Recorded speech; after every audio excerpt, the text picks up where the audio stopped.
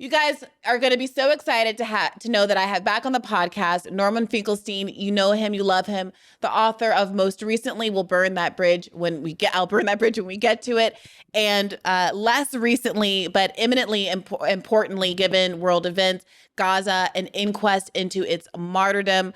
Norm Finkelstein, welcome back to the program. Well, thank you for having me. Now, I mentioned those two books in particular because they're both germane to today's main headline topic, which is the somehow still ongoing saga of Claudine Gay, who has now been ousted from her position of president of Harvard University, and the ongoing battle that's being waged by Bill Ackman, who is a hedge fund billionaire and one of the leading voices calling for her to step down. He is a Harvard mega donor who has donated, I believe, tens of thousands to the university and has, up until this moment, been in a position to exert some degree of influence over the college. This is perhaps the first time that his own politics has come in such stark diametric opposition to the headwinds of the political moment, with so many students and some faculty calling for a ceasefire, obviously, in Gaza. And I probably don't have to unpack for all of those who have been following this. Most of the listeners of this podcast probably know what's been going on. But Ackerman, along with Christopher Rufo, were, of course, successful in getting Gay ousted shortly into the new year.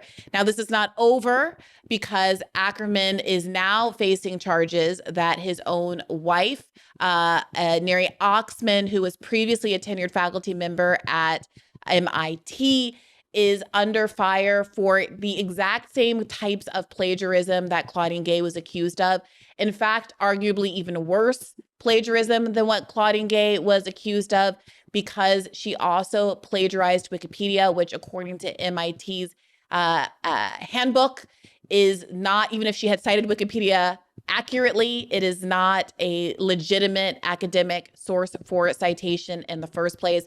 She also plagiarized more legitimate sources as well. And Ackman has been in a full-blown meltdown for the past 3 or 4 days or so, offering every excuse in the book as to why his own wife's plagiarism, it does not reflect poorly on her intelligence or her legitimacy to be a professor or a well-regarded public figure, even though the exact same charges that are now being levied against her were once levied against Claudine Gay. So I want to open up the floor and let you get in here and talk about what you make of this, Norm. But I also wanted to give you an opportunity to backtrack just a little bit from this and give us a sense of the history of what our standards are about academic freedom and how we came to establish some of the norms that are in the background controlling how we are thinking about this debate. Okay, well, thank you for having me on. And already you've said many things which have sparked many thoughts in my mind. But I agree with you. The place to begin is to situate it historically what's going on. Academic freedom arose in the United States at the beginning of the 20th century. It became a rallying cry when the robber barons, the billionaire class of that era, which was the millionaire class, the robber barons, were concerned about the rise, I don't want to sound rhetorical, I'm being factual, but the rise of worker resistance to that early emergence of industrial capitalism in our country. And there were some faculty, not many, some faculty who were sympathetic to the plight of workers and sympathetic to their struggles, who expressed that solidarity, if we can call it that, while being college professors. And those two of them, there were two famous cases. There was the case of Edward Ross. You can check on your laptop because I know you're fast. I think he was at the University of Wisconsin. And there was the case of Scott Neary. And both of them came under attack. There were calls for them to be fired. And these calls were led by the robber barons of that era. And it was in that context that the concept in the United States of academic freedom arose. Now, it's important for your viewers, your listeners to understand what is academic freedom. Most people take it to mean, oh, it just means freedom of speech. No, it doesn't mean that at all. It has a technical meaning.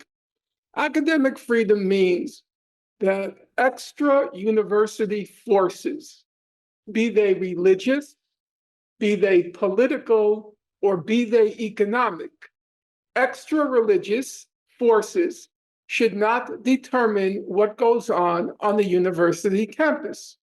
In particular, the principle arose of the people who are most qualified to judge your competence to teach or not to teach are your peers, which was another way of saying religious figures, because there was originally universities were what's called wards of religion. And they only began to be emancipated from religion and religious forces with the emergence of what was called in Germany, the research university. And Germany set the standards for academic excellence. You will know, for example, that when W.E.B. Du Bois graduated from Harvard, he immediately made a beeline for the German universities because that's where the great scholars are going to study in Germany.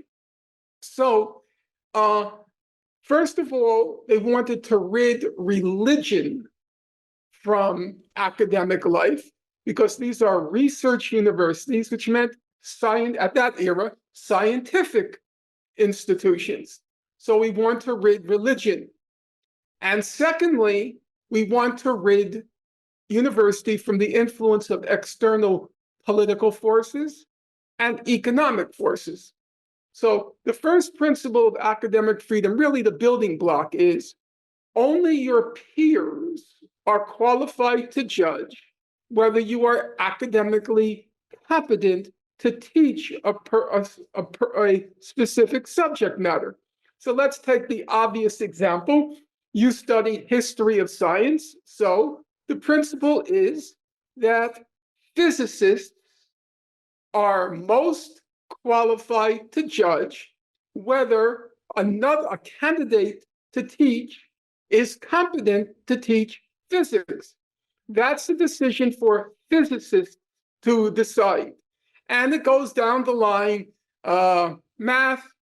Obviously, the principle is clear cut in the case of the natural sciences, but applied across the board to the social sciences, because in that era, it was the era when they considered the social sciences to be sciences. And they being sciences, they had the same level of mental competence to teach.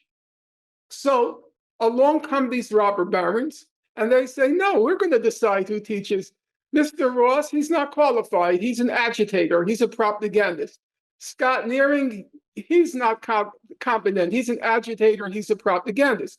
And the pressures began to be exerted by the robber barons on the universities.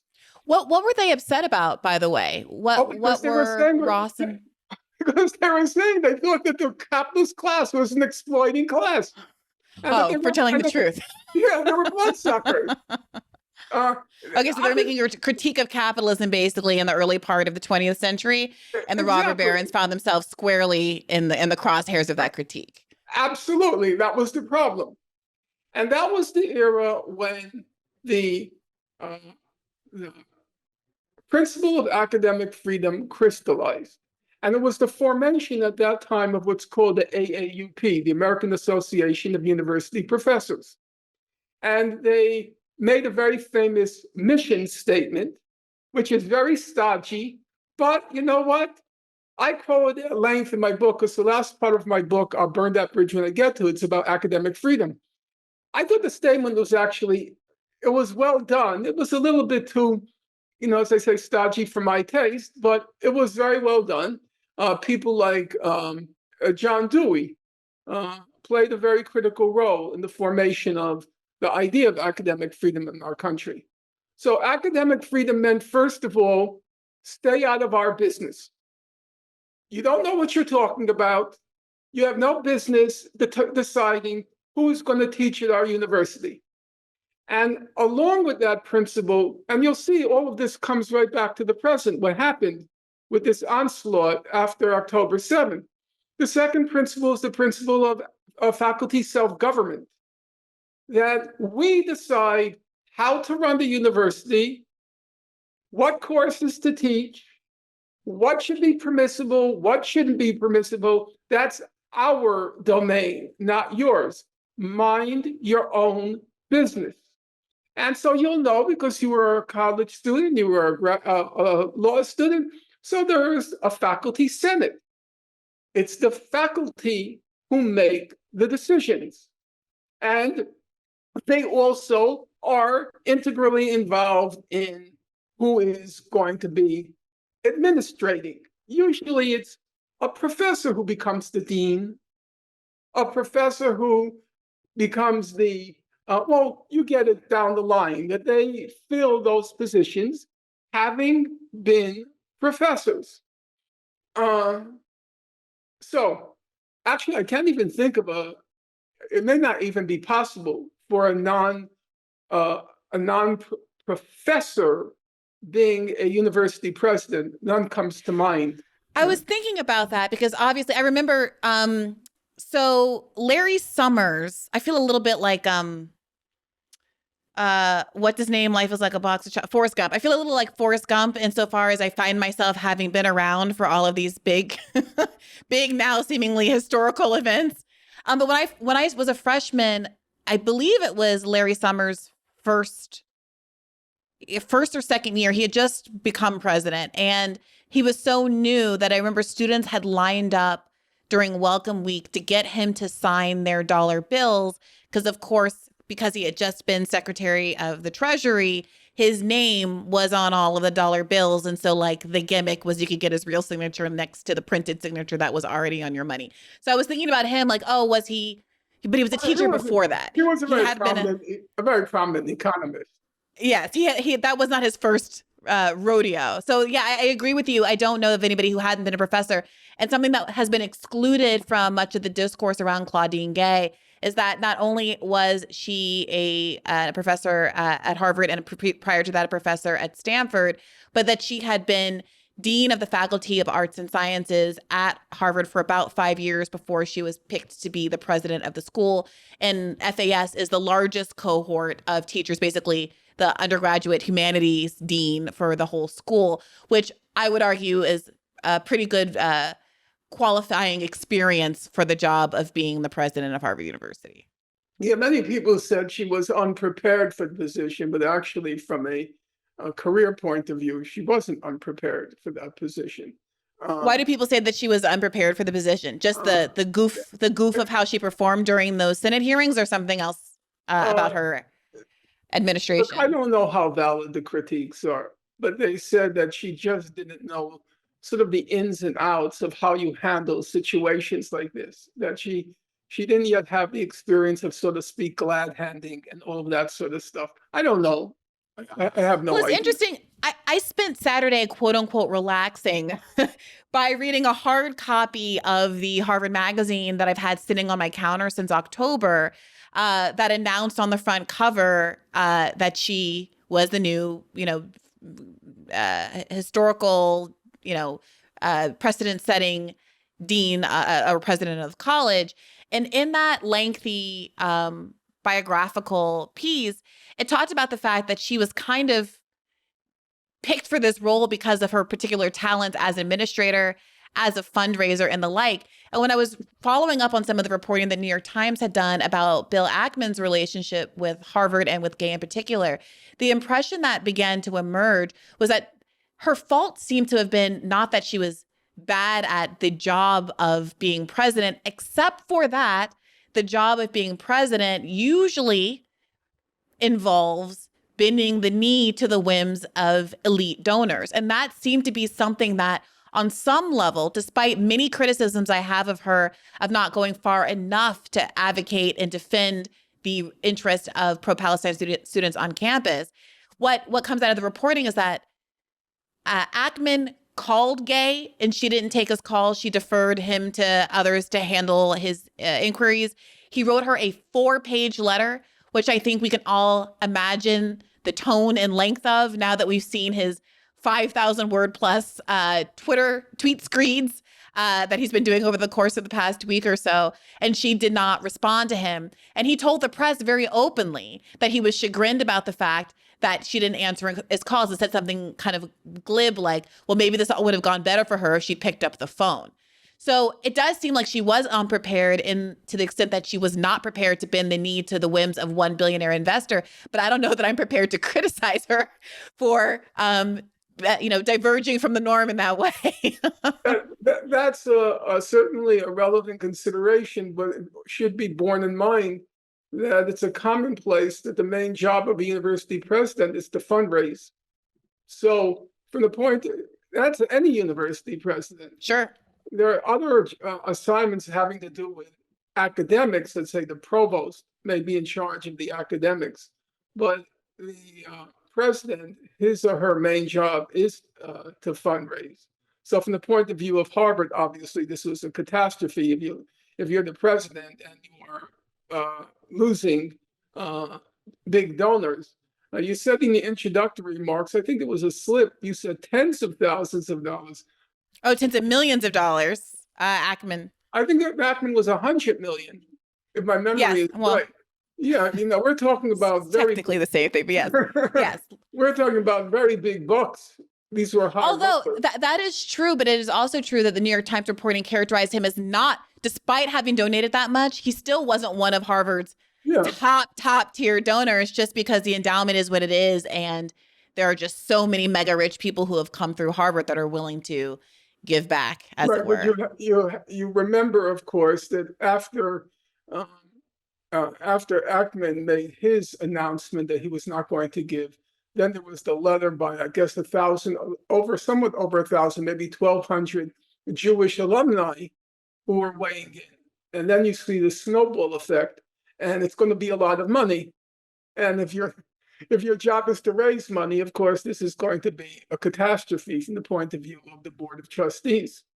In any event, with that context, you could say, and here I'm speaking broadly, I acknowledge, after that assault on academic freedom by, I should say, and the third main principle of academic freedom, though it's not, first is peers are the ones to judge your competence. Second is faculty self-governance. And the third principle, it's not usually called academic freedom, but it's come to be associated with academic freedom. And the third principle is, when you're not at your job, you have all the rights and responsibilities of any citizen, which means since citizens have the right to speak their mind, we have a thing called the First Amendment, then whenever you're off, so to speak, campus, and that's a complicated question because in the era of the web, what does it mean exactly to be off campus?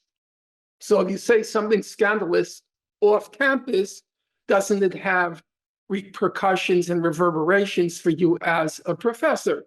If a professor, for example, on his or her computer makes lascivious remarks about a student, well, technically, you're a citizen, you have the right to say what you want. And it's quote unquote off campus. But then you see it raises obvious questions. If, for example, you're a female student, you start reading these lascivious remarks by a professor, do you feel comfortable in that professor's class? Do you feel that professor is going to grade you fairly? Are you going to feel comfortable with the professor during office hours? So this distinction between being a citizen and being a professor, the usual distinction is once you're off campus, you retain all your rights as a citizen, and that right includes freedom of speech, whatever that speech is. However, as you recognize, there are problems that arise with that distinction when you're a professor and you're in your professional role, but you're carrying with you your private role. Problems but no, arise. What's so interesting here is that I completely take your point, but it's not as though Claudine Gay was felled because she was caught in some pub with the beer in her hand saying "Free Palestine" from the river to the sea, or making out with some 18-year-old student or any of the other kinds of things that are kind of extra academic behavior that might get a faculty member in trouble. I'm just laying down the principles of academic freedom so your audience will know what the term means. So I'm just going to give one example, and then we'll get to the Claudine Gay case. There was the famous case in 1940 of Bertrand Russell. Now, Bertrand Russell was the great philosopher, at least before Wittgenstein. He was considered the ranking philosopher in the Western world. And he was in the United States during World War II. He needed employment, and he gets a job. He gets hired by the City University of New York. Well, for the University of New York, which is a modest institution, was a working class institution, this was the educational coup of the year, as they called it. Well, what happens? Bertrand Russell, besides being a logician, philosopher, and so forth, he was a social commentator. And he had very unorthodox opinions about social issues. So, for example, he'd written this book called Marriage and Morals. And in the book, he says things like, I think it's a good thing for a couple to cohabitate before marriage. Well, this was a shocking thing to say. In 1940, it was beyond spicy. It was between scandalous and satanic. No, quite seriously. If you think it was just spicy, then you'd be very surprised at what the world looked like before the 1960s. And secondly, he said people should be able to practice homosexuality, which was just way off the beam, and things of that sort. And then there was a big witch hunt by the Catholic Church in New York to stop him from teaching. They said, these views are unacceptable, they're outrageous. It would be the equivalent nowadays for a professor to advocate pedophilia in his or her written work. And Russell said, I was hired to teach philosophy, logic, and I think mathematics. And he said, if I'm competent to teach that, then the job goes to me. And they ruled I have the competence. And as to everything else, he said, in a democracy, you should have the right, I'm quoting him now, to outrage public opinion. That should be your right in a democracy. And even if you're outraged by my personal opinions on these subjects, then I should still have the right to teach. He lost the right. They didn't give him the position in the end. But that's the basic principles of academic freedom. Peer review, self-governance, and off-campus, outside your professional life, you have the same freedom of speech as everybody else. So now let's get to the case of Claudine Gay. The case of Claudine Gay is the most outrageous. Really, I don't want to sound demagogic about it, but it's the most outrageous and egregious assault on academic freedom in the history since the beginning of the 20th century. Actually, it makes what happened at the beginning of the 20th century pale by comparison. Why? Because Edward Ross and Scott Nearing, they were very low-level academics. I think this was their first job when they started to teach at Wisconsin. Is it Wisconsin? I think it's Wisconsin. It was Wisconsin, yeah. Yeah. They were very low-level academics. This was an attack on the president of the leading university in our country. There's never been anything remotely like it. Because you understand the implications. If you can if the billionaire class, like the robber barons before them, if they can oust a president, they can oust any faculty. Forget about peer competence. They can oust any discipline. They can oust any course. Once you target and succeed in unseating a president, in particular of Harvard and U of P, then you could say academic freedom, and I don't want to be emotive or dramatic, I think it's factually the case, then academic freedom in our country is dead. It's over. That's a fact. Academic freedom died the day the billionaire class got its way. Now, it is true, and we have to be faithful. I should say it's not just Claudine Gay, it's President McGill of U of P, and she said upon uh, being removed or agreeing to leave office, she said this is going to be horrible for universities, the fact that they got away with this. Now, whether I agree with her politics or not, whether I like her or not, that's a separate issue. And I think that was the point you kept trying to make with Robbie on the Hill. These are separate issues. There is an issue of plagiarism, but we shouldn't miss the forest from the trees. The result of this event is not to raise academic standards or hold professors to the same academic standards as students. I could see that argument. There is an argument there, but that's missing the forest from the trees. This was a wholesale assault, a successful wholesale assault on academic freedom. Now, I'm saying this as somebody who never attached cosmic significance to academic freedom because the university was never capacious enough to accommodate my person. So I have some doubt about the reality of academic freedom. But even acknowledging that, there can't be any question that this was a complete and total disaster. And the plagiarism issue, which, if you like, we can talk about, is in many ways a sideshow. What happened was it was the death knell of academic freedom in our country. And it's interesting when you watch all the coverage or listen or read the coverage, very few people cast it in that way. It was cast in terms of Jewish sensibilities, and it was cast then in terms of plagiarism. But you can correct me because you have read, I think, more about it than I did. I don't think there was any discussion about it as an assault on academic freedom. Almost none.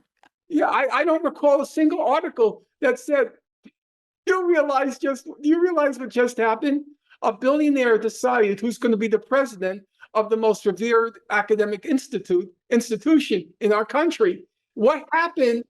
What happened to peer competence? What happened to faculty's, if I'll just allow, what happened to faculty self-governance? That's the basic principle. There's a faculty senate. The faculty senate is supposed to be integral to making the decisions about who are the administrators on your campus, on your university. All of that totally destroyed by what they did. So given the rank of the people they went after, and it was such a brazen assault, it was, let's be clear, it was in broad daylight blackmail. That's what it was. It was in broad daylight blackmail.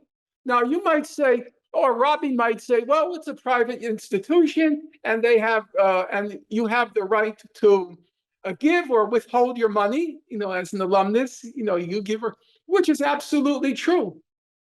If you do it quietly, you make the decision to yourself, you know what, I think Harvard has gotten too woke for my taste. I'm not giving them any more money. Sure, you have the right to do that. First of all, speaking as a person of the left, I don't think you should have that kind of money. And this is another example of the problem when you have that kind of money. Yes. The problem is you can control everything. Yes. You can control everything. That's such an important point. There's a democracy aspect to wanting to tax the rich because nobody should have enough money to buy and sell careers and set the academic course for an entire university or, of course, by Congress. Totally agree. You not only have the money to do it, you think you're entitled to do it. This guy, this hedge fund manager, thinks he has the right to determine who is the president of Harvard. That's a real problem. That's called, the technical term is megalomania. When you think you have the right to determine who should be the president of a university because you happen to have a lot of money, there's a real problem there. But it was blackmail in broad daylight because, as I said, you have the right, that's the way the capitalist system works, to give or not to give in some philanthropic or whatever venture. But when you broadcast it, when you say, I'm withholding $100 million until you get rid of Claudine Gay, that becomes blackmail, in my opinion. Whatever you do in private, do it in private. But when you start announcing that, broadcasting it, it's turned into blackmail. Well, can we dig into that a little bit? Because I'm not entirely, I don't know that I would place the leverage here so squarely on the fact that he publicly withheld the information, threatened to withhold money.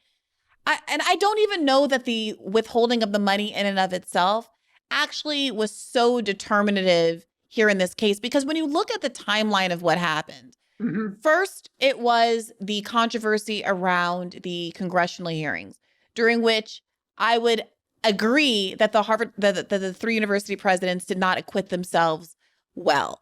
In an effort not to fall into a trap about endorsing the idea that students advocating for free Palestine were in fact doing an anti-Semitism, they awkwardly answered a question about whether or not calling for the genocide of Jews was in violation of university policy. Now, I've heard people, including, I think, Robbie, argue that it, in fact, is not a violation of conduct policy because it's not conduct.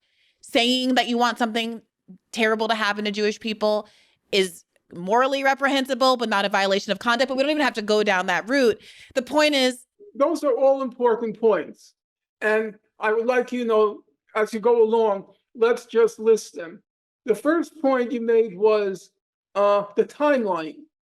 Now, I want you to continue, but let's just try to do it in sequence. The timeline was different at the U of P than it was at Harvard. The timeline was the Palestine Literary Festival at U of P, which the Jewish billionaire class wanted to cancel. That's how it began at the U of P. At Harvard, it began with the demonstrations after October 7th. The second issue, there'll be a timeline issue. The second issue you raise is the question of her handling of both McGill and Gay, their handling of the question of what you should be allowed to say or not say. That's a very important question because I don't think people understand what freedom of speech means in the United States. So we'll get to that. So now let's get to your third point. So we have timeline. But the timeline is that controversy happened, but they weathered it. The McGill did not, but Gay and the MIT president were not ousted after that media firestorm. Then we moved into the holidays, and it was at that point that they had to come up with something else to get her out of the spot. And as a background, I think we got to be really clear. Bill Ackman has been here agitating specifically on the issue of Israel-Palestine throughout this. His beef from day number one, long before any plagiarism issue came up, was that he was mad that Claudine Gay wasn't returning his calls when he was advocating for what he thought was more protection that was needed for Jewish students on campus. He was agitating online for the names of all of the students that were members of the club that had signed on to that pro-Palestine letter that so many people objected to, for not just the signatories, but for all members of the groups that had signed on, for their names to be made public so that no one ever hired them for jobs. He tweeted about this, and the CEO of Sweet Green yes-anded it and said, yes, we released the names. I want to make sure I never hire any students that were members of the clubs that signed on to that. So this was very much an ideological warfare that was being waged by Ackman and his ilk from the beginning. And it's worth noting again also that Christopher Rufo said, and I quote, I don't think we would have seen anything nearing the level of backlash against these institutions had it not been for Bill Ackman. He is not some random donor in the mix. He is someone who is very much a driving force behind this. So then we get to the plagiarism. Once some of the tempers had died down, these plagiarism accusations surfaced. The first round of accusations were weathered as well by Claudine Gay. There was a review of her behavior by the Harvard board. They found that there had been some plagiarism. She agreed to modify, I believe, some of her citations and bring them up to date, but they did not find it to be a justification to fire her from the job.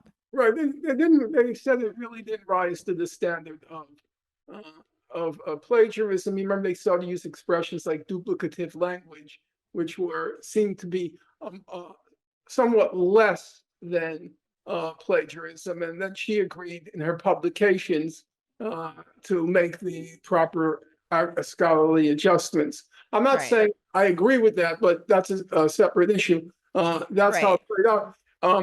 So, okay, go ahead. So now I continue. And even, by the way, I would say, even going back to something you said earlier, Norm, given that her job is now administrative, it is, I think, odd to say that citation errors in a graduate thesis from the 90s have bearing on her ability to serve as a Harvard president. I don't want to jump in here because we have a sequence of dots along the line. I wouldn't quite agree with that for the reason I already discussed with you. We said university presidents are always taken from faculty. So it's considered that if you're an administrator, let's say a provost or a president, that part of your resume, so to speak, part of your CV is your personality as an academic, as a professor, as part of that faculty self-governance. So I do believe that. So this is a bigger issue, Norm, and maybe we should just go ahead and get off the track a little bit, because now that Bill Ackman's wife has been accused of this exact same thing, he's now saying what I'm about to say as well. And I agree with him. I think he's a hypocritical jerk for only caring about this or only making this argument in service of his wife. But I think he's right. He's right insofar as the advent of artificial intelligence and the software that allows you to comb with a fine-tooth comb through everything that everybody's ever written and see if there are any sentences that weren't sufficiently rejiggered so that they are not plagiarism, and that all the citations for things that were not sufficiently rejiggered are actually cited with quotations around them if they weren't sufficiently reworded. Because the software enables you to look more closely than ever before, I think it is highly likely that many, many, many people are going to discover that despite their best efforts at reviewing their own work, that some instance of plagiarism is going to have sneaked through. I have no problem with that, but that doesn't mean if you consider plagiarism a significant component of academic plagiarism or significant subtraction from it, well, that would simply then mean that we should maybe reconceive the threshold of plagiarism, which is this is what I'm saying. Which is different than saying we should get rid of the standard because everybody does it. Because you will agree, Brianna, there's a certain threshold that when you cross, let's say I occasionally teach when I'm allowed to, and I have my own, you might call it, internal threshold of plagiarism. Right. If a student duplicates the language, so to speak, without the quotation marks, not the end of the world. If I think the student is competent to understand what he or she wrote, and it was simply a kind of laziness rather than figuring out another way to say the same thing. However, I have had students who haven't a clue what was in their papers. They just copied. It was a funny thing a long time ago when small colleges needed to get money. They recruited South Koreans. Okay, so the graduate programs in my school were filled with South Koreans. They were handing papers. They didn't know English, and it was clear they copied the whole thing. They had no idea what they were doing. And so, what do you do with a student like that? They don't know what they're writing. They don't know English. It was just money. It was a money maker. I once went to a professor and I said to him, what do you do with these papers? The students haven't a clue. They don't even know how obvious it is that they're plagiarizing. And he said to me, Norman, count yourself lucky that they didn't try to put it in their own words. Right. So I mean, I take that point, but so there's a threshold where you have to call it plagiarism. So, but that's exactly what I'm saying. What I'm talking about, I think pretty explicitly, is not actually stealing people's ideas, which I don't think. Well, there's been no accusation that Claudine Gay did it, and I'm pretty sure that Ackman's wife didn't do that either. I'm not interested in making some whole-scale indictment of her academic work. I have no beef with this Oxman woman. But when it was about Gay, any argument that obviously there's new standards afoot because of the new technological abilities that we have, and that we should have perhaps a holistic review applying AI to all of the theses of all of the professors that are at all of the schools and not just Harvard. People like Robbie scoffed at that idea and said that that was in and of itself an attempt to minimize the unique fault of Claudine Gay. Cut to what Bill Ackman is saying now about his wife. He's saying exactly that AI technology means that we have to have new standards as to what is substantive plagiarism and what is kind of a laziness that should be excused and should not be disqualifying for professors and academics. I have no problem with that at all. However, I have to say, maybe I'm old-fashioned about this, but I think a doctoral dissertation at MIT, which plagiarizes extensively from Wikipedia. Well, Wikipedia is a whole other kettle of fish. That's problematic, in my opinion. Yeah. So I'm not ready to. My threshold does not allow for that. But as I say, but the problem there isn't plagiarizing Wikipedia. The problem there is using Wikipedia as a source instead of doing the more rigorous exercise of looking at the sources that Wikipedia is citing for the proposition and following those down the thread and researching and making sure that there's accuracy there yourself. That's what she is really being faulted for when we're talking about plagiarizing from Wikipedia. Not the idea that whatever definition of whatever noun she's trying to define in her paper, whatever idea she's trying to define in her paper, isn't probably accurate just because it's on Wikipedia. It's about the intellectual rigor of her research. That's not okay. I don't want to get into this debate because your generation, actually generations below you, they probably have adopted these kinds of standards, but I personally find them unacceptable, and I find them unacceptable. Oh, no, I'm not. I hope you didn't take that was not an endorsement of her doing it. I'm saying quite the opposite. Yeah, we're on the same page. Yeah, there's no problem there.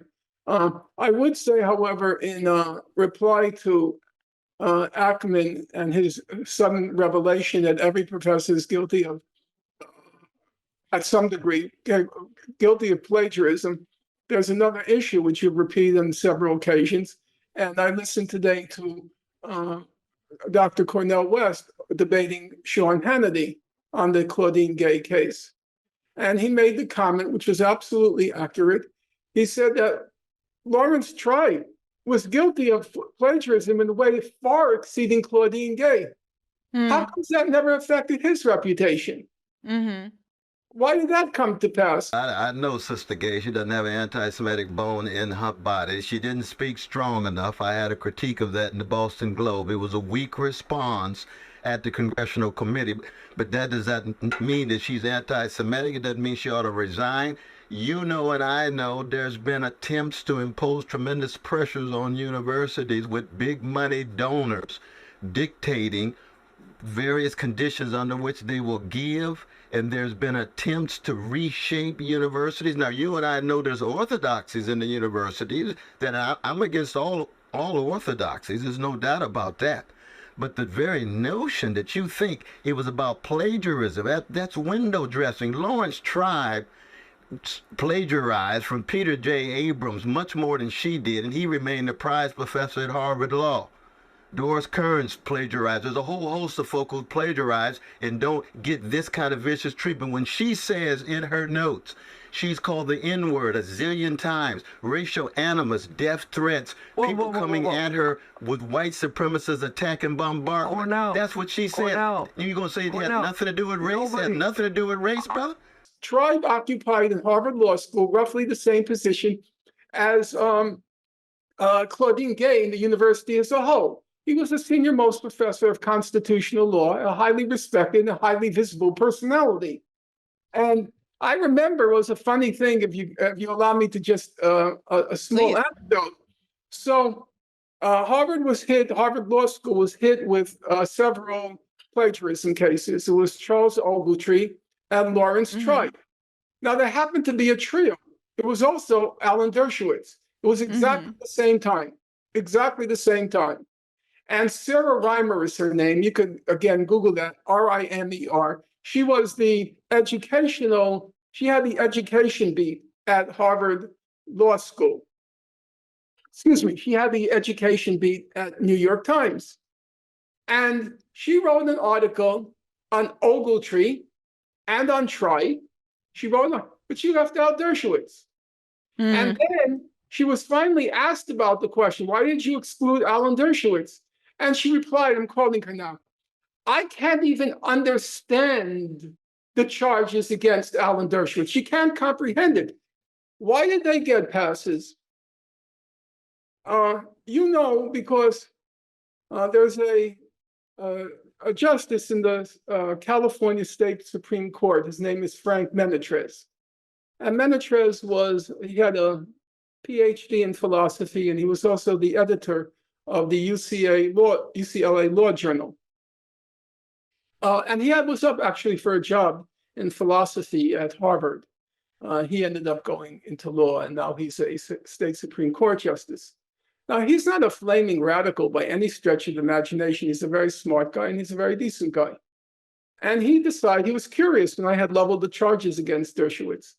And he sat down and he went through it with a fine-tooth comb. And he came to the conclusion, which was the only conclusion you can reach. He came to the conclusion that Alan Dershowitz was guilty of plagiarism. But the university gave him a pass, allegedly, because the findings were, as you know, because I heard you mention it in one of your shows, the findings were never released. I guess the head of the committee was Bach, the former president of Harvard. He was given a pass. And then the irony of ironies, Alan Dershowitz is attacking Claudine Gay for plagiarism. And then he says that Claudine Gay committed another sin, which is she refused to release her research materials so that you can verify whether or not the plagiarism charge was valid. What did Alan Dershowitz do? I said, I don't think Alan Dershowitz wrote the book. I didn't. That wouldn't be unusual. Wouldn't be the first person in academia. He does it for the cause. He puts his name on a manuscript that's given to him. He says, that's not true. I could prove it. He says, I have the handwritten version of the book because I write by hand. Because I don't use typewriters, I don't use computers. Okay, that sounds fine. Let me see the handwritten version. I'm curious. He wouldn't give it. Then, when he got wind that my book was going to be published, he went to the governor of California because the book was coming out from University of California Press. And the University of California Press, its overseer is the Board of Regents. And the governor of California is a member of the Board of Regents. To make a long story short, Arnold Schwarzenegger was the governor of California at the time. Therefore, he sat in the Board of Regents, and therefore he could cancel publication of the book. Alan Dershowitz went to him. Schwarzenegger, to his credit, whether he knew what he was talking about, God knows, but he says, this is an issue of academic freedom. I'm not going to cancel the book. Then what does Alan Dershowitz do?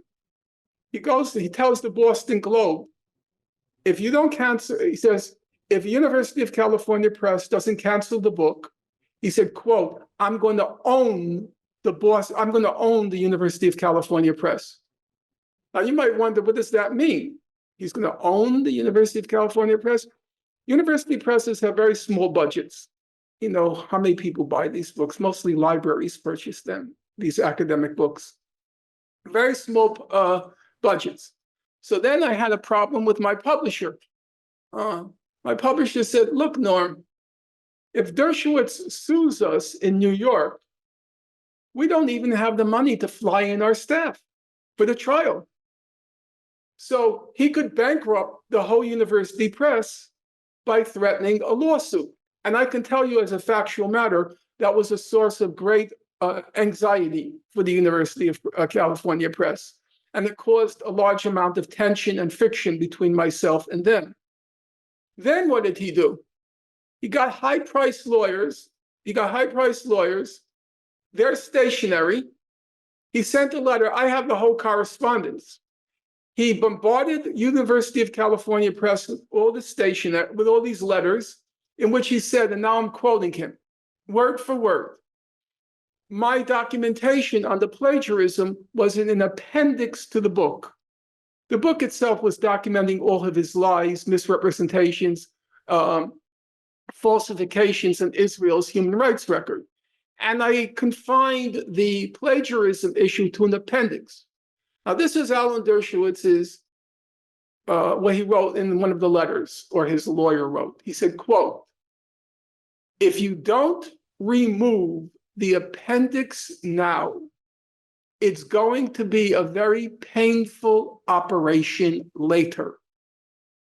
If you don't remove the appendix now, it's going to be a very painful operation later. It was like a mafia. They take out the lead pipes. We're going to break your kneecaps. So why do I mention this? So Alan Dershowitz is attacking Claudine Gay about not being open about her research, about withholding information that might enable one to make an objective judgment. And when the Times is discussing the Claudine Gay case, the Ackman's wife, do you know who they call on as their expert on plagiarism? Well, he is an expert on plagiarism. Yeah. Alan Dershowitz, and they mentioned in passing, they called it, he had his little spat on plagiarism too, but Harvard acquitted him. A little spat. You know, see, it's disgusting. That's the part where I didn't agree with a lot of where Dr. West had to say, but at that point he was absolutely correct. Did it do any damage to Lawrence Tribe? Did he pay any price whatsoever? Does anybody even mention it?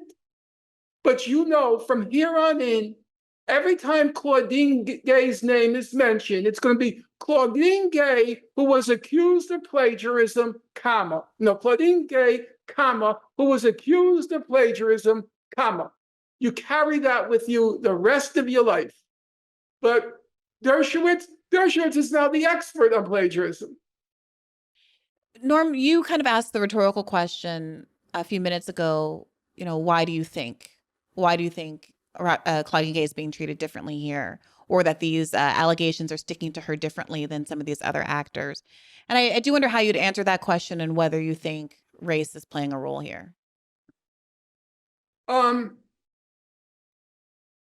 would say that, you see, these are things, Brianna, which you don't have a written record on. It's a case where you have to be inside the culture. And some things I'm going to say now are going to rub a lot of people the wrong way. And I have to be precise in my language. People like Ackman, they are Jewish supremacists. They think Jews are better than anybody else. They really do, especially if he's religious. That whole chosen people doctrine. I see you're getting nervous. No, I'm not. It's a free country. You can say what you want to say. I may or may not choose to co-sign it, but go for it, Norm. The floor is yours. And the fact that chosenness doctrine was in some ways confirmed by the real life experience of Jews, in particular in the United States. They enjoyed spectacular success. not just in business, but in intellectual life, in cultural life, in every realm that, so to speak, counts. They enjoyed spectacular success. So it's sort of confirmed for Jews their superiority.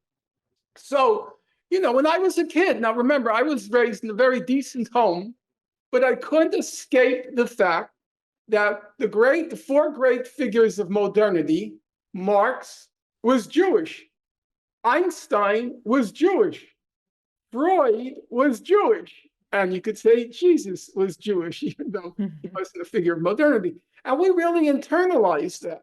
Now, remember, my home was completely secular, but it was internalized in the culture. So that's one thing that can get you in trouble if you say it, but I'll say it because I think it's factually true. And that's not something, you can find Jews who say it in print, but in general, even people like, let's see if I can find it here. And I'm sure everybody is thinking, what's he going to say now? So I'll just read you a passage from my book, The Holocaust Industry, a classic in our times. In A Certain People, American Jews and Their Lives Today, that was a famous book, Charles Silberman typically gushes, quote, Jews would have been less than human had they eschewed any notion of superiority altogether. Jews would be less than human if they denied that we were superior. And he said, it is extraordinarily difficult for American Jews to expunge the sense of superiority altogether, however much they may try to suppress it.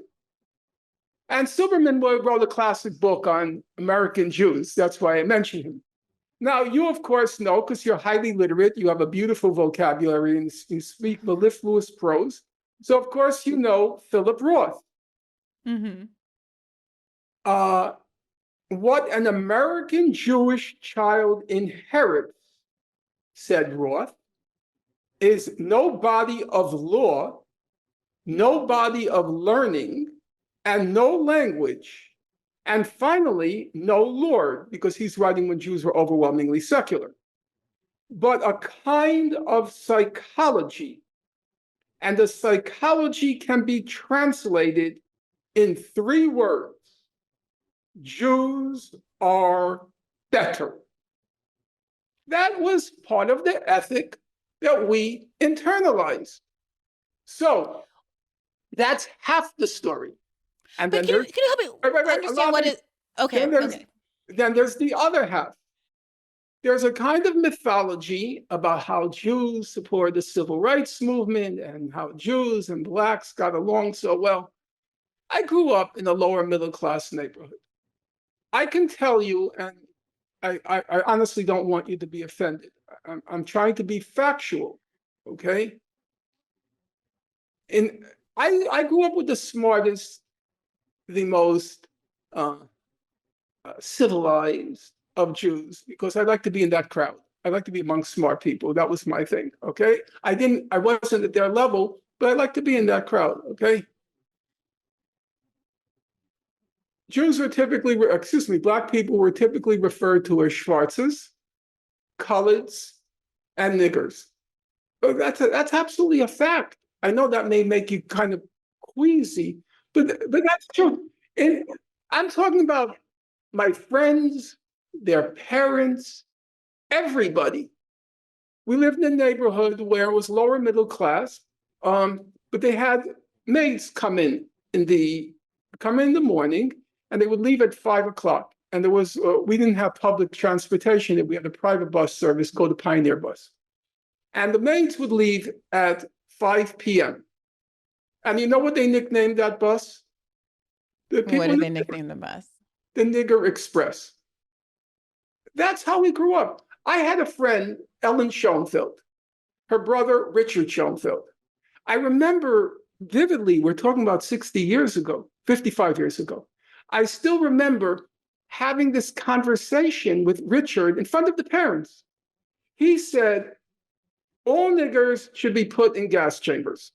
And believe it or not, we're supposed to be having a rational conversation about that. And I was trying to persuade him that that's not a nice thing to say, or not an accurate This thing. is a conversation about gas chambers that's being had in the decades immediately Yeah, following the exactly. Holocaust. Exactly. So when you ask me, and I know I'm going to get a lot of nasty pushback of what I'm saying, but sorry, folks, I have a good memory. I have a very good memory. So when you ask me, is there an element of racism? I have to say, when you combine the first element, Jews are better, with the second element, namely this kind of loathing contempt for Black people, I would have to say yes, of course. Of course. I mean, I'm seeing so many tweets and the like, where people, Ackman and his cohort, are arguing that, first of all, the idea that her reputation more broadly, her academic merits, are completely impugned because of these instances of plagiarism in a way that Oxman's are not, or any of the other people that you've mentioned are not. There's not a holistic view that they are unintelligent simply because they erred, whether it's Dershowitz or Joe Biden, who of course was famously dogged by his own plagiarism scandal. These people are still... So was Edward Kennedy. You remember at Harvard, he hired people to Right. write his papers. But it doesn't stick in the same way. Not all those people are Jewish, obviously, either. So that's just, but I take your point, and I have an anecdote about that in response specifically to that supremacy point. But so it does seem there's that aspect of it. Then I see a lot of comments where people are really stressing that you shouldn't feel bad for Gay. Gay isn't the subject of racism. Gay is privileged. Gay is privileged. Gay is privileged. Gay went to Exeter. Gay, had this, and there's almost like resentment about it.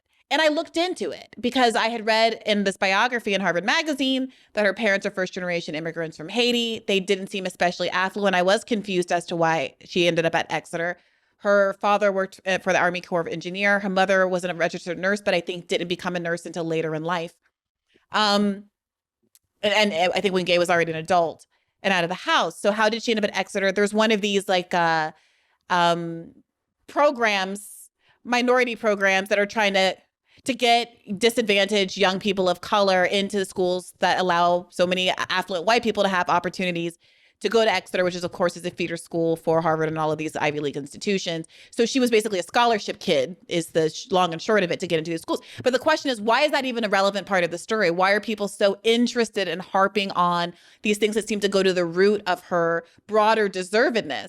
And so many, and all of us, all Black people who have attended an elite institution or have had any success in life know that over our shoulder is always the specter of, if there's ever any error that we make, it's going to validate people's priors, their prior belief, their simmering prior belief that we didn't deserve to be there in the first instance. Whereas if you're Joe Biden or Alan Dershowitz or Lawrence Tribe, no one is presuming that you are intellectually incapable of having gotten to where you got on your own. So if you make a mistake is just a mistake, as opposed to an indictment of your broader merit in the space. I think that's absolutely correct. The assumption is they made a mistake, but their DNA is sound. And in the case of Claudine Gay, it's a revelation about the real nature of her DNA. It's a totally different standard. And you didn't see, by the way, any of the coverage talking about the fact she didn't just write a thesis. We all had to write a thesis. We all had to write, all PhDs had to write a dissertation. Her undergraduate thesis was awarded the best thesis in all of Stanford University. Say what you want about affirmative action or merit. They're not just handing out, believe me, because I tried to get one. They're not just handing out hoops prizes. You have to really earn the distinction of having the best thesis in your entire undergraduate class. And then she went on to grad school and got awarded the best dissertation in her graduate cohort. Those are exceptional accomplishments. That's like, Barack Obama, you don't just accidentally find yourself head of the law review. You have to apply to these things. There's a rigorous application process. Say what you want about people in all kinds of respects, but some things you can't fake. And so I do think that's a significant part of it, and why I feel a desire to defend her, even when I'm so frustrated by her failure to defend her students more vociferously, even in the wake of her having been fired. Her first interview was with the New York Times, an outlet that did so much to fan the flames of this controversy. And in that interview, did not mention the word Palestine, and certainly did not stand up for the rights of the students on campus to say from the river to the sea, to defend their right to not have their families being slaughtered halfway across the world, et cetera. You're totally right. And it was the same thing with McGill at U of P, because I've talked to the Palestinian students, and it's not just Palestinian students, it's also a lot of Jewish students, about how to proceed. And I said, I think the first demand has to be to restore them to office, because first of all, I think you should restore the principle of academic freedom, as feeble as it can be, and as it was in my case. Nonetheless, I think it's an important principle, and it can also create a very big coalition. It's not just about, I said I would go on the speaking tour, I volunteered, even though at my age I find it difficult, but I would go on hashtag Free Gaza, Free Speech, and go to a college campus where there have been attempts to suppress the speech. Invite me. Of course, it's going to create a hysteria, but let's test the principle. And now, having said that, I would like to get back to your middle point. The first point was about when the whole thing began, and there was an aspect. Yeah, so I was working through the timeline, because remember, she won the initial board review, and they decided not to fire her. Okay, I want to just quickly comment on that, and then get back to that middle point about how she handled herself at the congressional hearing. So that's what I'm going to return to. But before that, what happened was exactly what happened with Jeremy Corbyn in the UK. Namely, the attack began with the Jewish organizations claiming that Jeremy Corbyn surrounded himself with anti-Semites. And then the claim became, eventually, Jeremy Corbyn was himself an anti-Semite. But the attack began with the Jewish Board of Deputies, the major Jewish organization in the UK, because they didn't like his views on Israel. And of course, they were terrified of the fact that the Prime Minister of the UK could be sympathetic to the Palestinians and be critical of Israel. However, Jeremy Corbyn was a radical across the board. It wasn't just his opinions on Israel-Palestine. At that point, the whole ruling elite came in. I'm talking about from the Guardian newspaper to the tabloids, and they all latched on to the anti-Semitism charge in order to discredit and bring down Jeremy Corbyn. It began, so to speak, the tip of the spear was the Jewish Board of Deputies, but then everybody, because the whole ruling elite was terrified of a Corbyn victory, they used the anti-Semitism in order to bring him down. What happened here was the attacks began with claims of anti-Semitism, but then the far right, the Rufo types, used that and as a way of, mobilizing their constituency, and then eventually a lid on the anti-Semitism charge. But we shouldn't forget how it began. It began with the billionaire class. And then, of course, it's true that it then became a useful weapon for the whole right wing to bring the Stefaниcs, the Rufos, and so forth, to bring down Claudine Gay in another agenda. The agenda was no longer anti-Semitism. The agenda was, fighting the diversity, equity, and inclusion.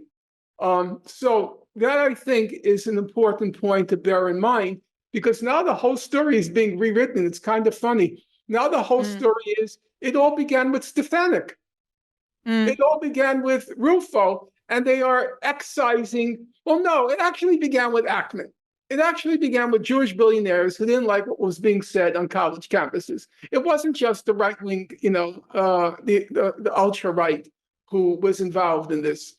So It was liberals. It was a liberal. I mean, this is what's so like really disgusting and frustrating about it. And again, this is what makes me, I got to tell you, the black woman in me really bristles at the idea of Bill Ackman, who is a legacy student, the son of a legacy student and the parent of a legacy student, feeling having the temerity to have an expectation that if he picks up the phone and has some quibble to make with the president of Harvard University, a black woman who's the first black woman to ever be in that spot, he's pissed off that she's not taking his calls and doing exactly what he wants to do. He said jump and she didn't say how high, and that's why she's not president of Harvard anymore. that's the entitlement of the super rich.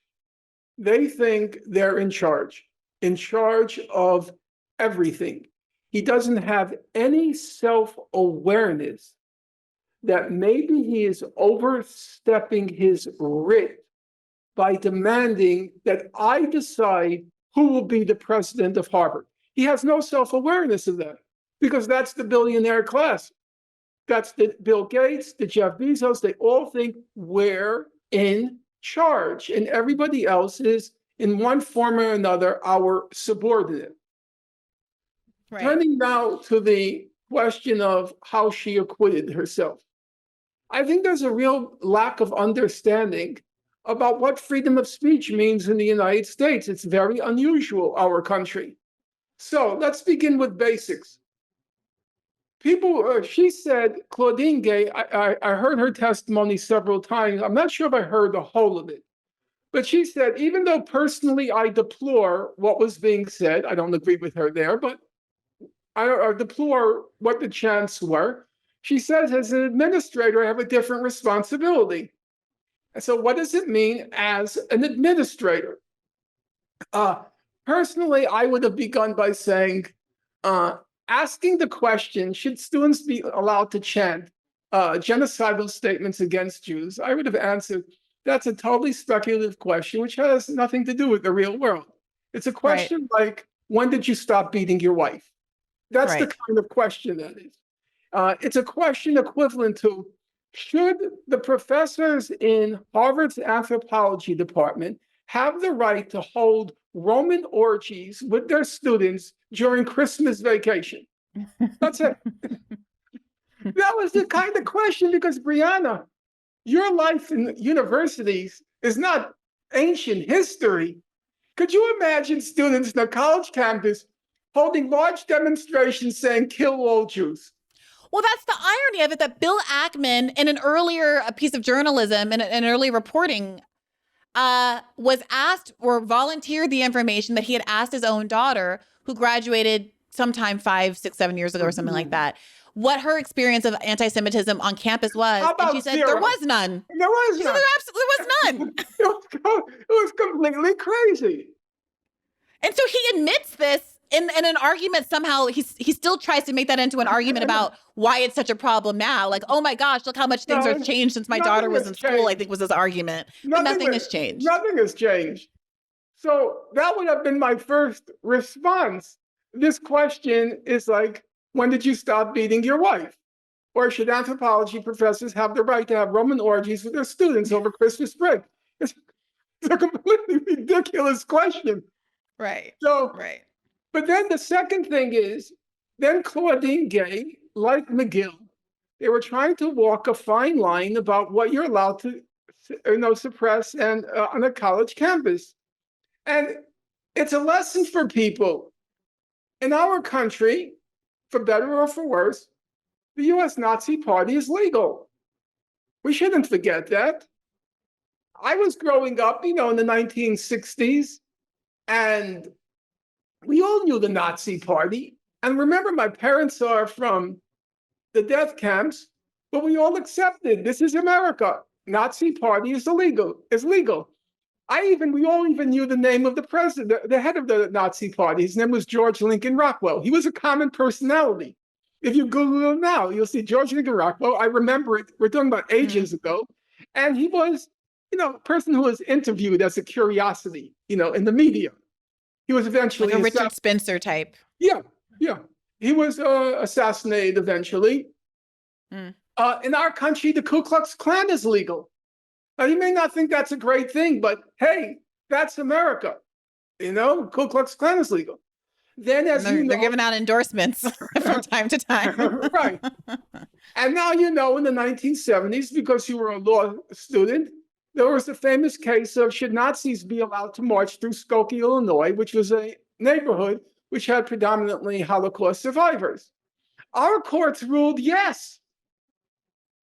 So that's the legacy that Claudine Gay has to deal with. She can't suddenly say, well, we're illegalizing the Nazi Party, we're illegalizing the Ku Klux Klan, we say people can't assemble and march. That's her legacy. Now, I'll give you one other example, because, when I talk to friends about this, they're kind of shocked by the things I say, because they didn't realize the Nazi Party was legal in our country, that the KKK was legal in our country. For many people, that's a shocking proposition.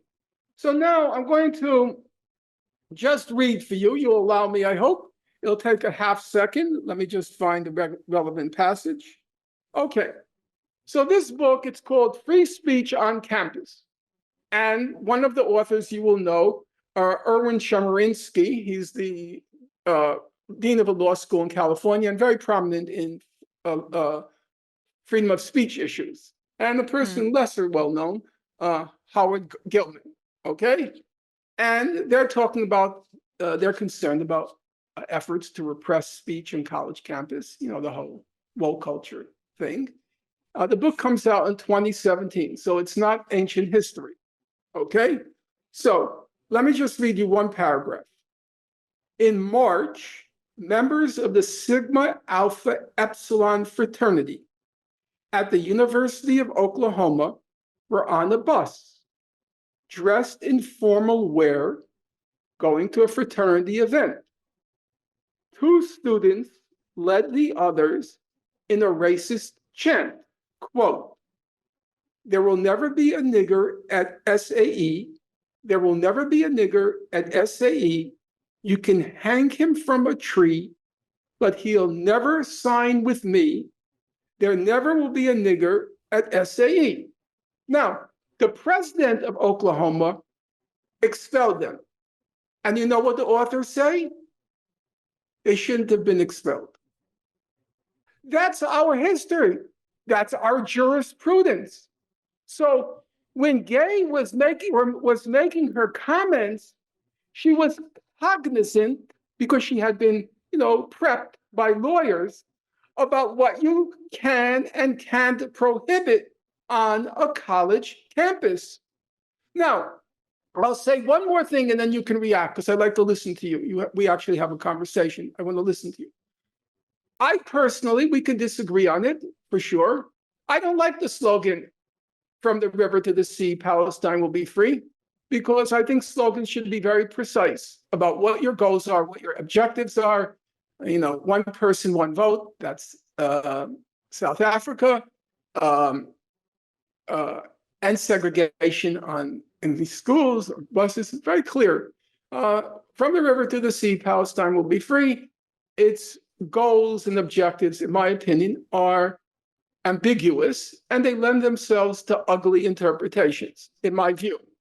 They lend themselves to reasonable interpretations, but they also lend themselves to ugly interpretations. So I don't agree with that slogan. So when I'm invited to speak, like a few months ago, maybe 3 months ago, I was invited to speak at University of, the main public library in Toronto. And I met in advance with the student activists before I gave my formal presentation. And we talked about slogans, and I talked about a lot about the nature of political slogans. And the slogan came up from the river to the sea. And I said to them exactly what I told you. I tried to persuade them. I tried to convince them. I didn't try to silence them. They have the right to shout that slogan. And so even if you disagree, the question is, then how do you convey your disagreement? By taking out a sledgehammer and silencing you? by saying you can't say it? No. So I felt that maybe it was a little awkward, but the awkwardness of Claudine Gay and McGill was because that's our jurisprudence, that's our standard. They kept making the distinction between speech and being harassment, speech and harassment, and says when it goes from speech to harassment, then an issue arises. That's technically correct. Yeah, I agree. So that's why I said I think they were describing the conduct policy and they were doing so accurately, even though it came off awkwardly. My only hot take here is that I think my suspicion is that the reason why Gay, McGill, and the MIT professor weren't able to be more clear is that they were also responding to the pressure in the opposite direction.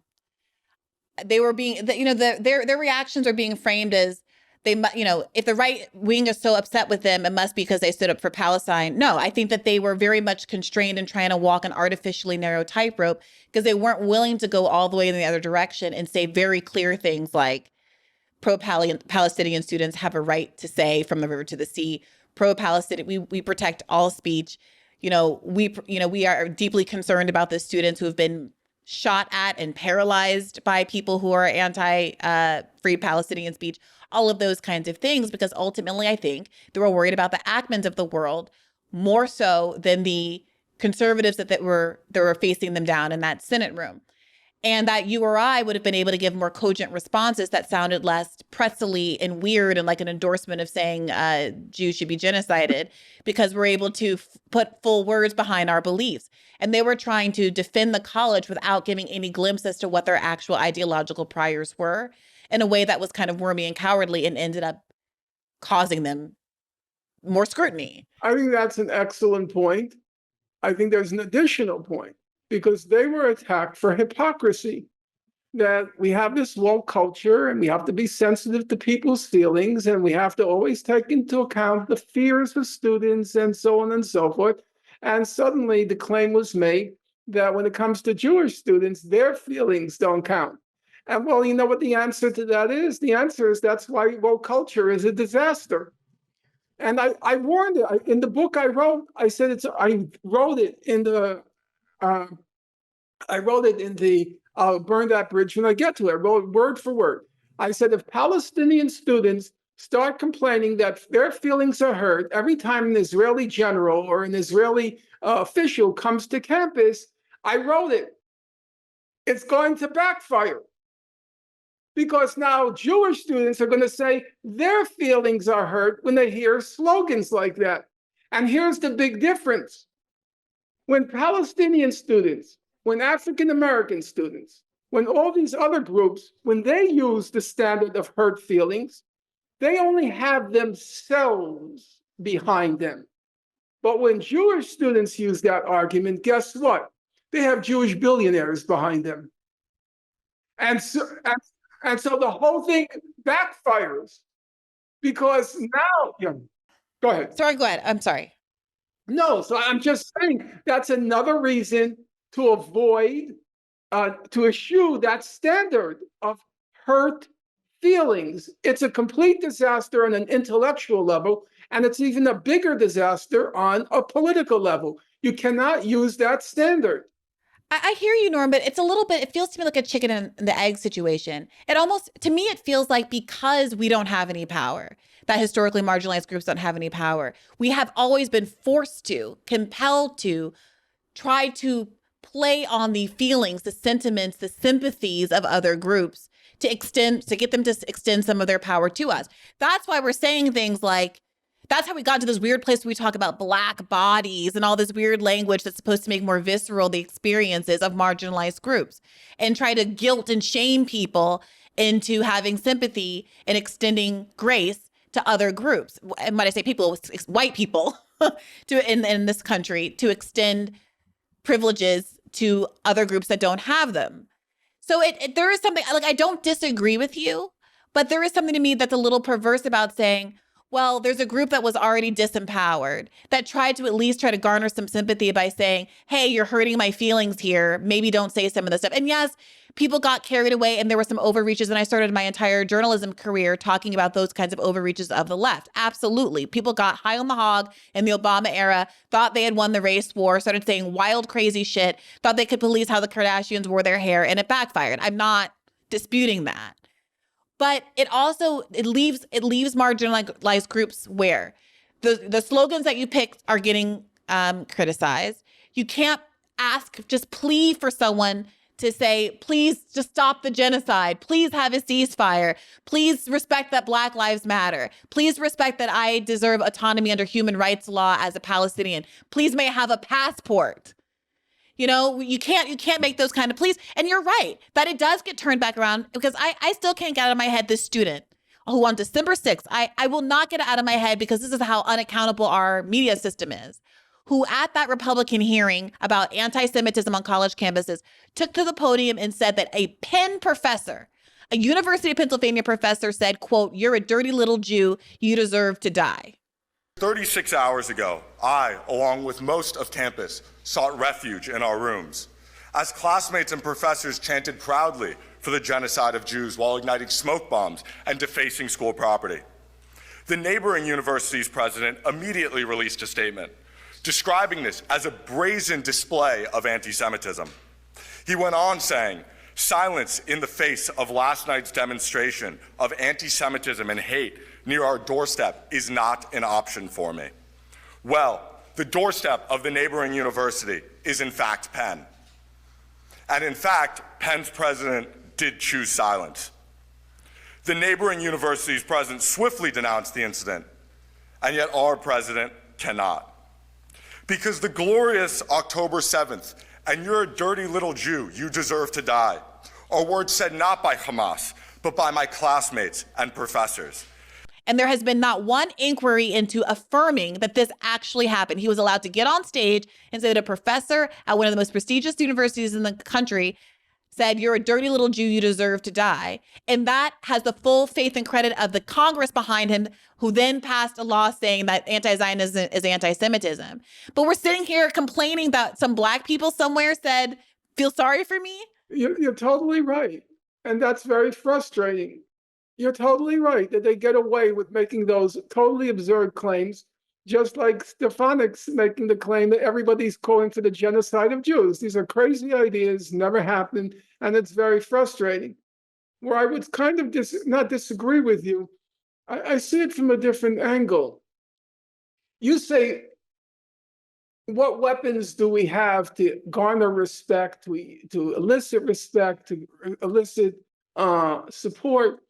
As I said to the Palestinian students, and I've said it, already for most of my adult life, our most powerful weapon is always truth and justice. Those are the weapons. The other side is dependent on lies and money. They're dependent on lies and money. They're dependent on the Hillels on the college campuses combined with the billionaire class. That's what they're dependent on. We have truth and justice on our side. And so we should be encouraging, demanding full, free, open debate. Because when we have free, full, open debate, we can win. Because money is no longer a factor. Money is no longer a factor. And your lies will not withstand serious scrutiny. So you have a skeptical look on your face. Because Norm, we're sitting here recording a day after Ken Klippenstein, Rob Rousseau, the TrueAnon podcast, and a bunch of other huge multi-100,000 Twitter accounts and journalists got taken off, banned on Twitter. They're now, I think most are all back, but banned on Twitter, seemingly because now Elon didn't tell Ken, for example, why he was taken off or why he was brought back. But what those accounts all have in common is they're left-leaning accounts that have been very critical of Israel and specifically very critical of Bill Ackman. And one of the very large accounts, the Squirrel one, has said that he believes that he has some knowledge or information. I don't know if it's true. I can't affirm it. I can't, but that he thinks is that Bill Ackman put the hit out. And because these people are rich and famous and friends with Elon Musk, they're able to get them pulled down. And thankfully, because a lot of these leftists are friends with Glenn Greenwald, who was also rich and famous and friends with Elon Musk, he was able to advocate, some big name accounts were able to advocate for them to come back. But even with the freeness of independent media, so many of us are reliant on Twitter. We all know the shadow banning that can happen and has happened, and the algorithmic changes that disadvantage us on YouTube. And it does very much feel like truth and justice and all that being on our side. It's very overwhelming when you look at the power that a handful of billionaires have over the freedom that is so contingent on these technologies and on a captured media. You're totally right. But then the question is, how do you deal with it? We don't have the money. We don't have the power. So then shouldn't we be defending what we do have? We do have truth in our side and we have justice in our side. So we should be fighting to expand the debate. We should be fighting to say these social media platforms are the equivalent of what was once called the public square, and that there should be more oversight over these platforms, especially when they're trying to restrict speech. Now, I was talking specifically about college campuses. And so the question is, should we be defending full freedom of speech, or should we be defending restrictions on speech in the name of hurt feelings? And I think it's intellectually bankrupt, and it's politically a disaster, and that's why it now backfired. So now they can use the argument that Claudine Gay was insensitive to the feelings of Jewish students. And unfortunately, the so-called left, which I don't believe is a left, the so-called left handed that argument on a silver platter to the Ackmans and the other apologists to the state of Israel. It wasn't But drill down, Norman, if that were Ackman's only leverage, if his only tool was to say, ha, I got you, I flipped my argument back on you, now you're being insensitive to Jewish students, and so therefore Claudine Gay has to go, you don't believe that that would have been enough, right? It's not that, I mean, I take your point. He was able to deploy that as a rhetorical device in the furtherance of his agenda, the same way he was able to deploy the plagiarism accusations. But what it seems to me is that he's the ground zero problem here is that he's a billionaire and that he was going to root around in the mud until he found something that was going to justify his goal. Brianna, you're totally right. But that's why I used the expression, why hand it to them on a silver platter? Why make it easier for them? Why use a slogan, from the river to the sea, Palestine will be free, where it can lend itself to the interpretation of, we're getting rid of all the Jews. You can make a simple statement, equal rights for Palestinians in Palestine. That's not open to sinister so we can talk about the slogan. If you really want to talk about the slogan, we can talk about the slogan. I disagree with you about the slogan. I think specifically in the instance of Palestinian rights, because there's so much slipperiness and hasbara about what the quote unquote solution is, and so many Zionists hide behind the complication of it, and how, if you say you want a one-state solution, well, how are you going to affect that? If you say you want a two-state solution, how are you going to affect that? There's so many settlements. There, it's so difficult. It's so complicated that, frankly, I think there is more power in rooting your call to action in the fundamental rights of Palestinians. Palestinians shall be free. And so you are forced to defend why you think the conditions they're living in under currently, which have been described as violations of how many human rights laws by all of these human rights organizations, actually is tantamount to freedom, actually can be defined as freedom. It's on you to do that. If I make the put forward the simple proposition that Palestinians, wherever they live, anywhere on the universe, deserve freedom and equal rights in society. Right. But you recognize, let me give you a historic example. Take the case of South Africa. There were two major tendencies within the South Africa liberation movement. There was one with the uh, obviously the African National Congress, which called for one person, one vote. And then there was a second group, led by, I guess, Robert Sobukwe, if my memory serves. And that was the Pan-African Congress. And that called for South Africa for Black people, that the white people should go back to Europe. That was their argument. You know, it was not completely illogical, obviously. However, the slogan, the African National Congress slogan, one person, one vote in one country, that was the one that won out. And that slogan was one that the international community would be amenable to. The idea of expelling all the white people in South Africa was the international community did not consider that legitimate. Now, you might think it was legitimate. And as you know, that is what happened in Algeria. In Algeria, all the whites, what were called the pied noir, the black legs, because they wore black stockings or black boots. I think it was maybe black stockings. They left about 1 million, the 1 million non-indigenous Algerians, they went. So they went back to France. Among them, for example, Albert Camus. And Albert Camus refused to support the Algerian liberation movement. He famously said, when he won the Nobel Prize, he was asked about, it was a very brutal war.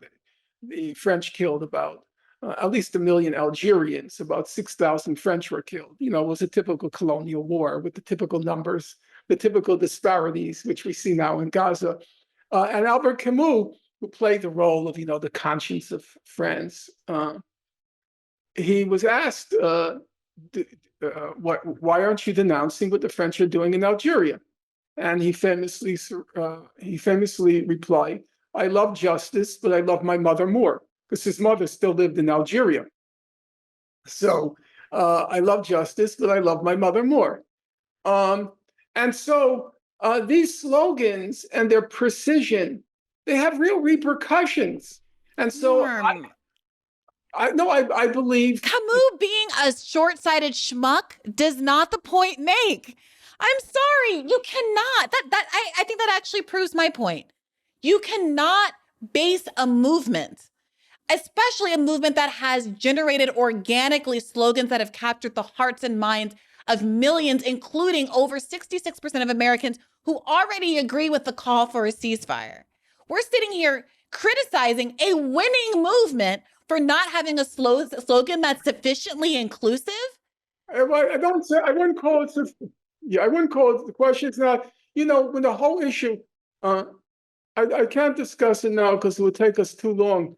But when the whole issue of Black Power came up, when that slogan, as you know, was Stokely Carmichael joined the march, I think, from Selma when he started to shout Black Power, and it was a big event. And Martin Luther King had very deep discussions with Stokely Carmichael. And he said it's not a good slogan because he said Black Power will convey the idea of we want your power, Black power versus white power. And he said, you can read about it in Cornel West's collection called The Radical Martin Luther King. King argued that you should use this. He said, I understand where Black power is coming from. He said, I have no problem with that. I understand the slogan. I understand the feeling of powerlessness, which now results in the desire for power. He said, I get all of that. He said, however, I think we should use the slogan of Black consciousness rather than Black power. Black consciousness. This was to raise my fist in the air and write Black consciousness on a t-shirt. Yeah. Norm, give me a break. Black power, from the river to the sea, Palestine must be free, Black Lives Matter. Look, Black Lives Matter was the most innocuous of slogans. Hey, guys, give me a second. Would you mind if I just assert a basic truth that of all the lives in the world, Black Lives Matter too? And we had how much discourse about how that slogan hurt too many white people's feelings? Because at the end of the day, it's not a logical objection to any of this. It's a fundamental rejection of the premise that Black Lives Matter and that Palestinians deserve to be free. And guess what? An hour or so ago, Norm, you sat here and you said I forget, you read a quote from one of these, but it wasn't Philip Roth. It was the other person that you were quoting. Charles It said Silverman. something along the lines of, if you don't believe, the inheritance that you have is Jewish supremacy. And if you let go, if you do not believe in Jewish supremacy, you're base, you're an animal, the options are supremacy or inferiority. Every Jew feels it, he said. They may try to suppress it, but they feel it. Right. And here's the point that I'll take. I don't think that people should have supremacist worldviews, whether they're Jewish or Black or Goyish or whatever they are. However, I do think that when you are a historically marginalized group without your own land, and this I identify very strongly with for both Jews and Palestinians, frankly, as a Black American. I strongly believe that when you are a historically dispossessed group who does not control your own government, does not control your own media, who has no ability to set the tone, who doesn't have your own educational institutions, does not have the ability to control your own destiny and create a reputation for yourself without the influence of people who literally profit off of your degradation. That you have to find a source of your own self-esteem somewhere, or you do become an animal. You do buy into the prevailing view of who you are, and to be a minority in this country, and I'm sure it is true of Jews facing persecution historically around the world and Palestinians scattered throughout the diaspora, that every day you wake up and you have to find some source of self-esteem to shield yourself against the onslaught of rhetoric that's telling you that you are nothing and you deserve nothing. And so these slogans are not just about how white people feel or how your oppressor feels and whether or not it makes you comfortable. It's a resource for the members of the community to find some sense of solidarity and confidence to continue an uphill battle that they are not likely to see the end of in their lifetimes. I hear every word you're saying. And that's why I said Martin Luther King, even though he recognized the psychological and the emotional resonance of the slogan, Black consciousness, King was an unusual figure, because even though he came from religion, and religion was obviously the cornerstone of his oratory, he was a surprisingly political person. It may have had a religious aura, but he always thought in terms of politics, what works and what doesn't. What goal should we set? It was a very complicated question at the beginning of the civil rights movement. Should we set as our goal desegregation, or should we set as our goal the right to vote? There was a lot of conflict over that issue, because political slogans and goals are actually the hardest part of politics.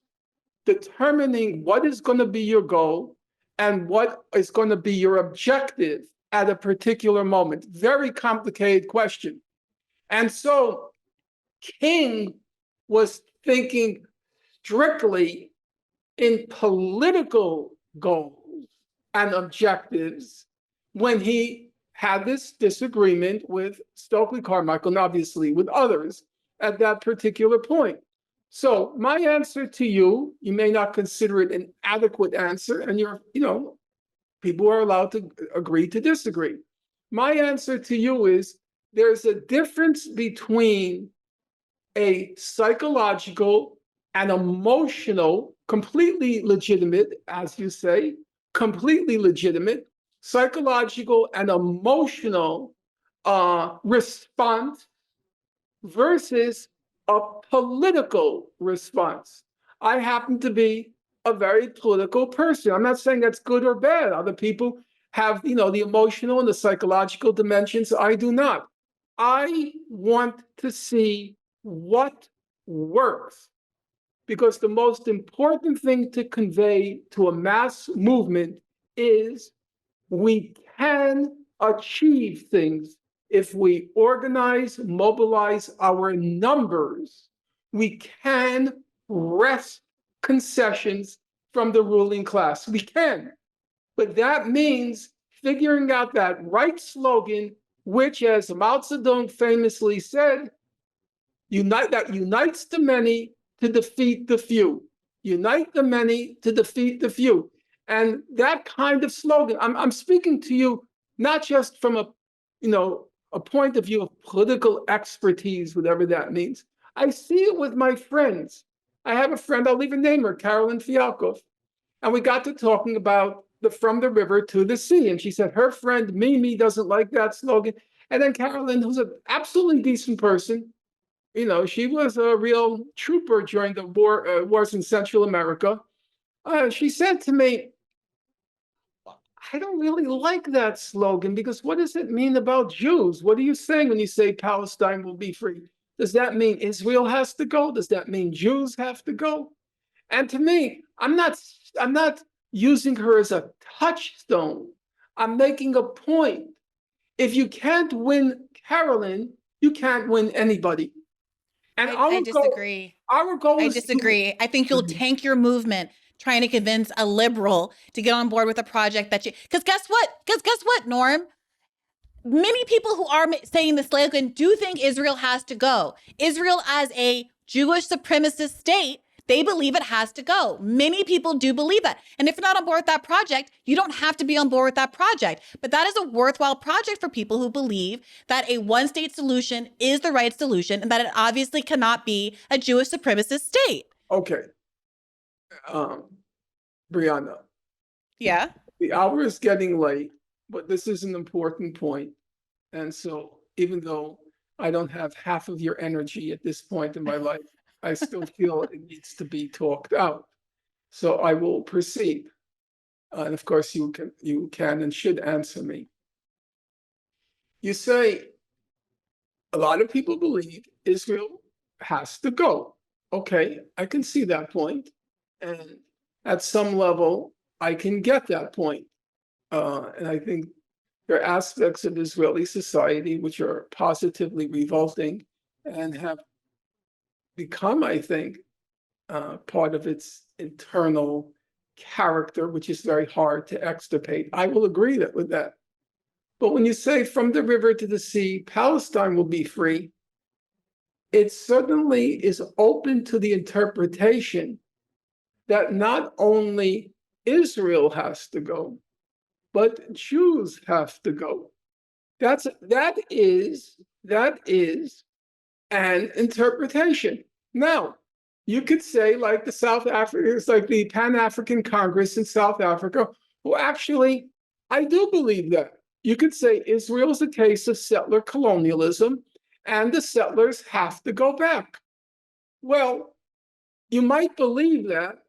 I happen not to believe, whether that's your belief or not.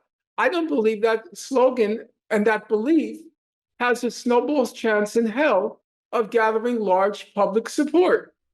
And what slogan does? Well, the pretty please after begging and pleading for 75 years, can we have a fraction of a right, sir? No, Brianna, I tried to give you an example. The South Africans. The South African. But what does it look like in this context? The ANC slogan was one person, one man, one vote. Yeah. But what does that look like in the context of Palestine? What is this slogan? Because here's the thing. If you don't like the slogan, this is what I said about Black Lives Matter too, which, by the way, I think is completely innocuous.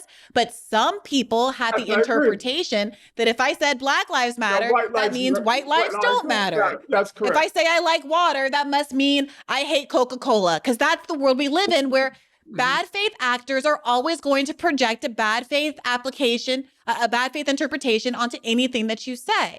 Moreover, I think the conversation that you had with your friend is instructive and useful.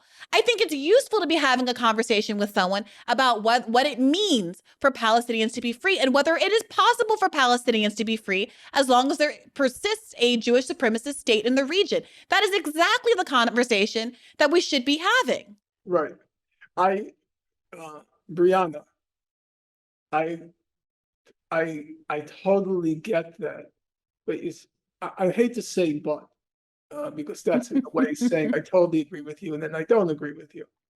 It's my opinion that there's a difference between political slogans and philosophy seminars. I don't believe that when you have a political slogan, you're setting a goal, a clear, unambiguous objective, which you believe can, unite large numbers of people. The most ceasefire now. That's what they're saying in the protest. Ceasefire now. That was one of the most gratifying moments in the last 4 months, that the Palestine Solidarity Movement spontaneously latched onto that slogan, ceasefire now.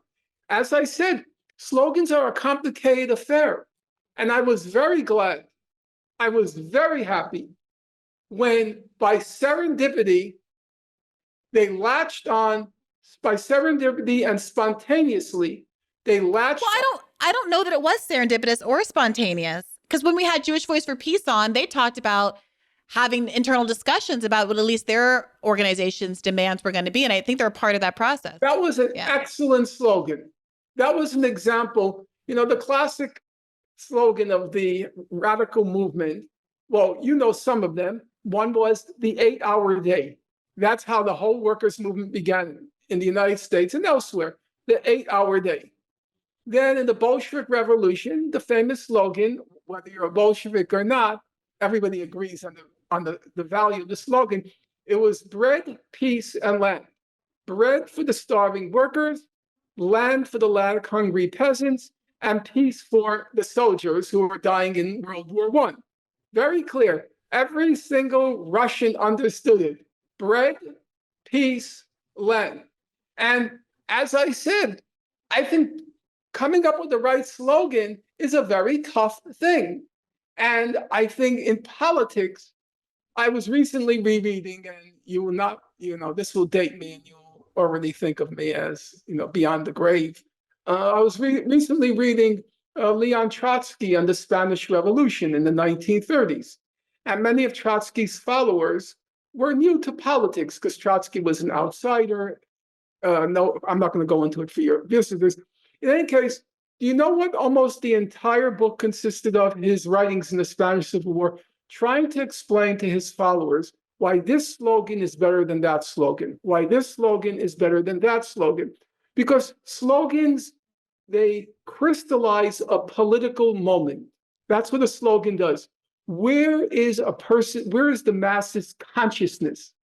And that's why Bernie Sanders' campaign was so brilliant.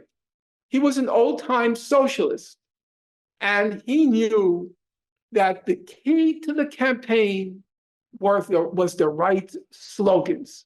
Bernie Sanders depended on two things, his whole success. This septuagenarian Jew from Brooklyn, how did he suddenly burst on the political scene? Two things. One, those slogans. And he was smart. Keep repeating them. And number two was, of course, his track record, that 50 years he's been saying the same slogans. But nobody, in my opinion, can deny that the key was every single supporter of Bernie Sanders knew Medicare for all, cancel student debt, Green New Deal. Everybody knew it. And he incarnated the absolute critical nature of political slogans for political success. And that's why I think we should be very careful to carve out slogans which have the highest likelihood. This is such a moot conversation. If you don't have a slogan, if you aren't coming to this conversation with an alternative, why are we talking about this? It's just a way to beat up on people who are already some of the most beat up on people on the earth. Unless you're coming to this conversation with a constructive counter slogan, and unless people decide to take it up, because you don't get to force it down people's throats. If it's not catchy and it doesn't fly, people aren't going to say it. You don't fight with me about it. If you have a better alternative, go out into the world and give it to them. But over and over again, we did this during Black Lives Matter over and over. And I had so many people come on the conversation and want to pick a fight with me about the fact that they don't like Black Lives Matter. Then don't say it, I would tell them. Don't say it. I'm not asking you to say it. Norm, you don't have to say from the river to the sea. but millions of other people, especially Arabs and Palestinians specifically, who have been fighting this fight in a very proximate and real way for a very long time. They know what it means. They know what it means to them. And I just am not in a position where I feel like I'm going to prioritize the interest of somebody who never even heard of the slogan until somebody on MSNBC told them it was a slur, and try to fight with that kind of bad faith practice. You know, you cannot control people in that way. And if something organically comes up, it'll come up. But here's what I do know. Here's what I do know, Norm. I don't try to control. I said I tried to persuade, which is. But persuade them to say what in the alternative, just to stand there and just to sit in the silence, because they already do say ceasefire now. They say ceasefire now, and then another part of the crowd will start shouting from the river to the sea, and it's organic and it's human and it's beautiful. Right. But what I know is that 5 years ago or so, whenever it was, Mark Lamont Hill, who I know you just sat down with for a great interview, people should check that over on Mark's channel. Mark Lamont Hill was fired from his job for saying from the river to the sea, Palestine must be free. It was such a stigmatizing phrase that he was fired for. And I remember when I had him on my show a couple years ago, and we were talking through that incident, both of us were tripping over our words like, you know, we were afraid the Gestapo was over our shoulder and gonna, you know, get us if we had said one wrong word. We were so nervous and skittish if you go back and listen to that interview. And today, we're all hollering it from the streets, and it's been enormously normalized. And I see that as a victory. Well, I'll say two things and then we'll let each other go, because I'm going I always say, I think I'm going to end up being Gaza's last victim, which will be an irony. I'll say two things. First of all, I had a good interview with Mark Lamont Hill, and I enjoyed it a lot because it was very relaxed, and it gave me a chance to speak about subjects, about my own life and how I reached the conclusions I did. And he was very intelligent, very knowledgeable, and a good listener. So. And I was happy with it. Very rarely am I happy with an interview, and that one I was. You know, it showed a different side of me, somebody who was at the end of his life and is reflecting on exactly what did I do with my life. But to get to the specific, and here there is a but. I followed, of course, Mark Lamont Hill closely during that incident. Mark Lamont Hill, he went to the UN. That's how it all began. And he was speaking at a session in the UN of one of the committees, maybe it was the sixth committee, I think. And he gave the From the River to the Sea slogan. And then he came under huge attack. And at that point he said, and they said exactly what I said, you know, you mean you want to get rid of Israel and you want to do this and that. And what did he do? If you remember, and I'm not saying this against Mark Lamont Hill, I was not happy what he did back then, but I've come to see, smart guy, thinks hard, he's got the right politics. Even if you have the wrong politics, I don't really care because, you know, right, he's serious. What he did at that point was he completely retreated. Go back and look. He said, of course I remember. Of course I meant two states. Of course I meant two states. And to me, that was an absence of the conviction of your beliefs. If you really believe from the river to the sea, then you should have said, no, I don't believe in two states. So why, Brianna, it's a simple question. Why get caught up in tying yourself into knots? Because he just wasn't ready for the backlash. I don't really hold it against him because it was a different time.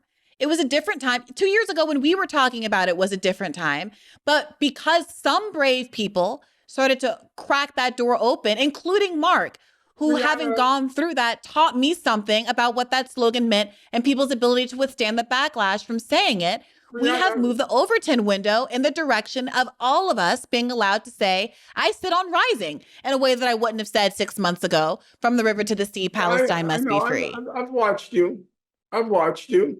Do you not see that as a shift for the better, a shift in the right direction that would not have happened, but for people normalizing different kinds of language? I would say probably, in my opinion, probably no. You see, Brianna, the difference between myself and you, and there are many differences, obviously, But one of the differences is time. We were saying from the river to the sea, Palestine will be free in the 1960s. I remember it because I chanted it. It's not a new slogan. The other slogan was, everybody should know I support the PLO. And believe me, when you march down Fifth Avenue saying that, all 10 of you, it was a very, let's just call it an epiphanal moment when you were waiting to see when you're going to be assassinated. It was actually quite scary. So for me, when I hear slogans like that, whereas you see progress, I see regression. That's the problem.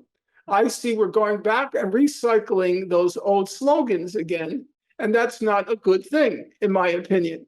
I think the good thing is, like you said, and we both agree, that ceasefire now was an excellent slogan. And the other slogan I would have added, and I've said it on many occasions, would be end the blockade of Gaza. Because a ceasefire now just means restoring the status quo ante, which means we're right back to the blockade of Gaza, which means there's going to be another Of October course. 7th. And people chant. I'm sure you know at these rallies that people chant in the occupation and things along those lines. And those things I think are excellent. I think those are excellent. So what is the complaint? What do you want to actually happen? For people to start and tone policing people at a rally if a cohort starts up a from the river chant? Quite the contrary. I don't want anybody to say anything they don't believe. I believe in transparency in politics. So I'm not trying to get people to say things they don't believe, but I also believe in intellectual as well as political consistency. And that's what happened with Mark Lamont Hill. He got caught, he got entangled in the contradiction.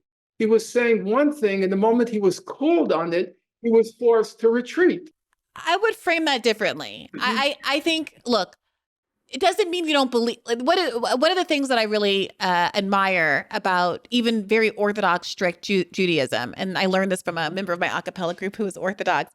Was we used to have these gigs sometimes when he wasn't supposed to be driving in a car and using electricity and stuff. And one time he was walking home from a gig and he said, never mind, I'm just going to get in the car. I'm walking around the side of the highway. I feel dangerous. And Judaism teaches that if my life is in danger, I don't have to do these silly shenanigans. Let me just get in the car. My life is more important than following these strict rules. Just, and I feel like it doesn't undermine your belief. It doesn't undermine God's teaching. It doesn't undermine your ideological beliefs about Palestine. It doesn't undermine your commitment to recognize that sometimes you're in a really tough spot and you got to do a little bit of self-preservation. And that's how I saw Mark's behavior. I wish a million things about people having political courage and standing up in a million different instances in today's politics. Yes. And I'm not trying to let him off the hook, but I would just not characterize what happened back then as a lapse in values, as opposed to someone who got beat down, fired, knocked down, and had to retreat a little bit because it was one man can only tolerate so much. Okay. I'm going to leave you off with one thought because it's already 10 p.m.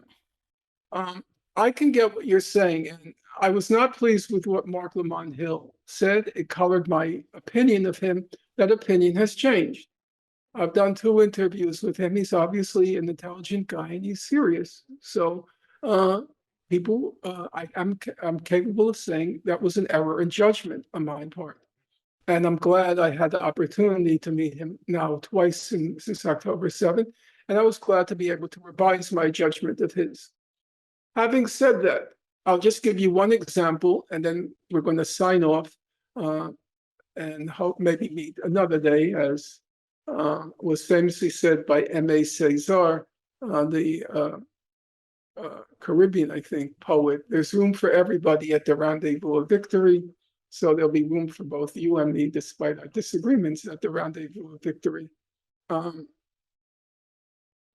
October 7th happened, that was a very difficult moment for me. And I think I've talked to you about that because, as I've said many times, and I'm not ashamed to say it, I'm not proud either, but I've always relied on Professor Chomsky's moral judgment. I knew I was good with the facts and I could put together a logical argument, a coherent argument. I could be very convincing to the point of being compelling. But the moral framework, no, I didn't feel confident about it. And it was a crisis moment for me because Professor Chomsky wasn't accessible at that moment. And I was, so to speak, his natural successor on Israel-Palestine, given my age and my commitment and so forth. I devoted a whole lot of mental and emotional energy to trying to work this thing through. And I knew something in me said, I cannot condemn those young men who burst the gates of Gaza on October 7th. They were born in a concentration camp. And my fundamental moral precept has always been,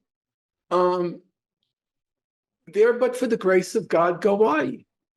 I could have been born in that camp. It's just a fluke of nature that I was born in Brooklyn, New York. And how would I have reacted were I born into a situation of complete hopelessness and left only to languish and die? How would I react? And I wasn't so confident about my moral purity in that situation. And so I wrestled very hard with that question of finding the right balance. And the person, or I should say the situation I could find closest to it was Nat Turner. Because Nat Turner, by every reckoning, was a very smart guy. He memorized the Bible, and Black people and white people deferred to his intelligence. And Turner knew that about himself. And yet he faced the same prospect as the people in Gaza. No future, only left with all of his prodigious talents, and they were described as prodigious, left to languish and die as a slave. And once I found that right analogy, the first thing I did was I ran to see what the abolitionists had to say about Nat Turner. Because having read Du Bois, having read Frederick Douglass, they held the abolitionists in such high esteem, in particular their moral judgment, but also not just talking the talk, but walking the walk. I wanted to see what did they say. And when I saw they refused to condemn Nat Turner, they said atrocities occurred, no question about them. Atrocities were shocking during the Nat Turner Rebellion. They beheaded kids, babies in bed. It was very, it was pretty savage what happened in that, but they wouldn't condemn him. They wouldn't condemn him. And then I breathed this sigh of relief. I found the analogy and I found the proper way to respond to it. And the way the abolitionists responded to it was, they kept saying, we told you so. You treat people like this, this is going to happen. We told you so. We told you so. So that's just a long-winded way of saying, and I know you once described me as long-winded in some conversation. That's just a long... I was fighting with Alan Dershowitz trying to get a word in edgewise. Right. You know I meant it in the best way. I love these long conversations with you, Norm. So that's a long-winded way of saying that politics it can't be about emotional gratification or spontaneous reaction. You have to think very hard about how to handle these situations. And I dare say so, I don't want to toot my own horn. I've noticed afterwards people start to bring up the Nat Turner comparison. A person who I didn't get along with at all, Noam Dworman from the Comedy Cellar, he did say to me, he's fanatically pro-Israel, won't accept any criticism, but he kept saying that Nat Turner analogy really bothered me. Like he didn't know how to deal with it. And then the other day, this fellow who you may know, Chas Freeman, he gave a talk on Gaza, and quickly into the talk, he said, I want to publicly acknowledge Norman Finkelstein for making the Nat Turner Rebellion. So the analogy. And so it's a real struggle.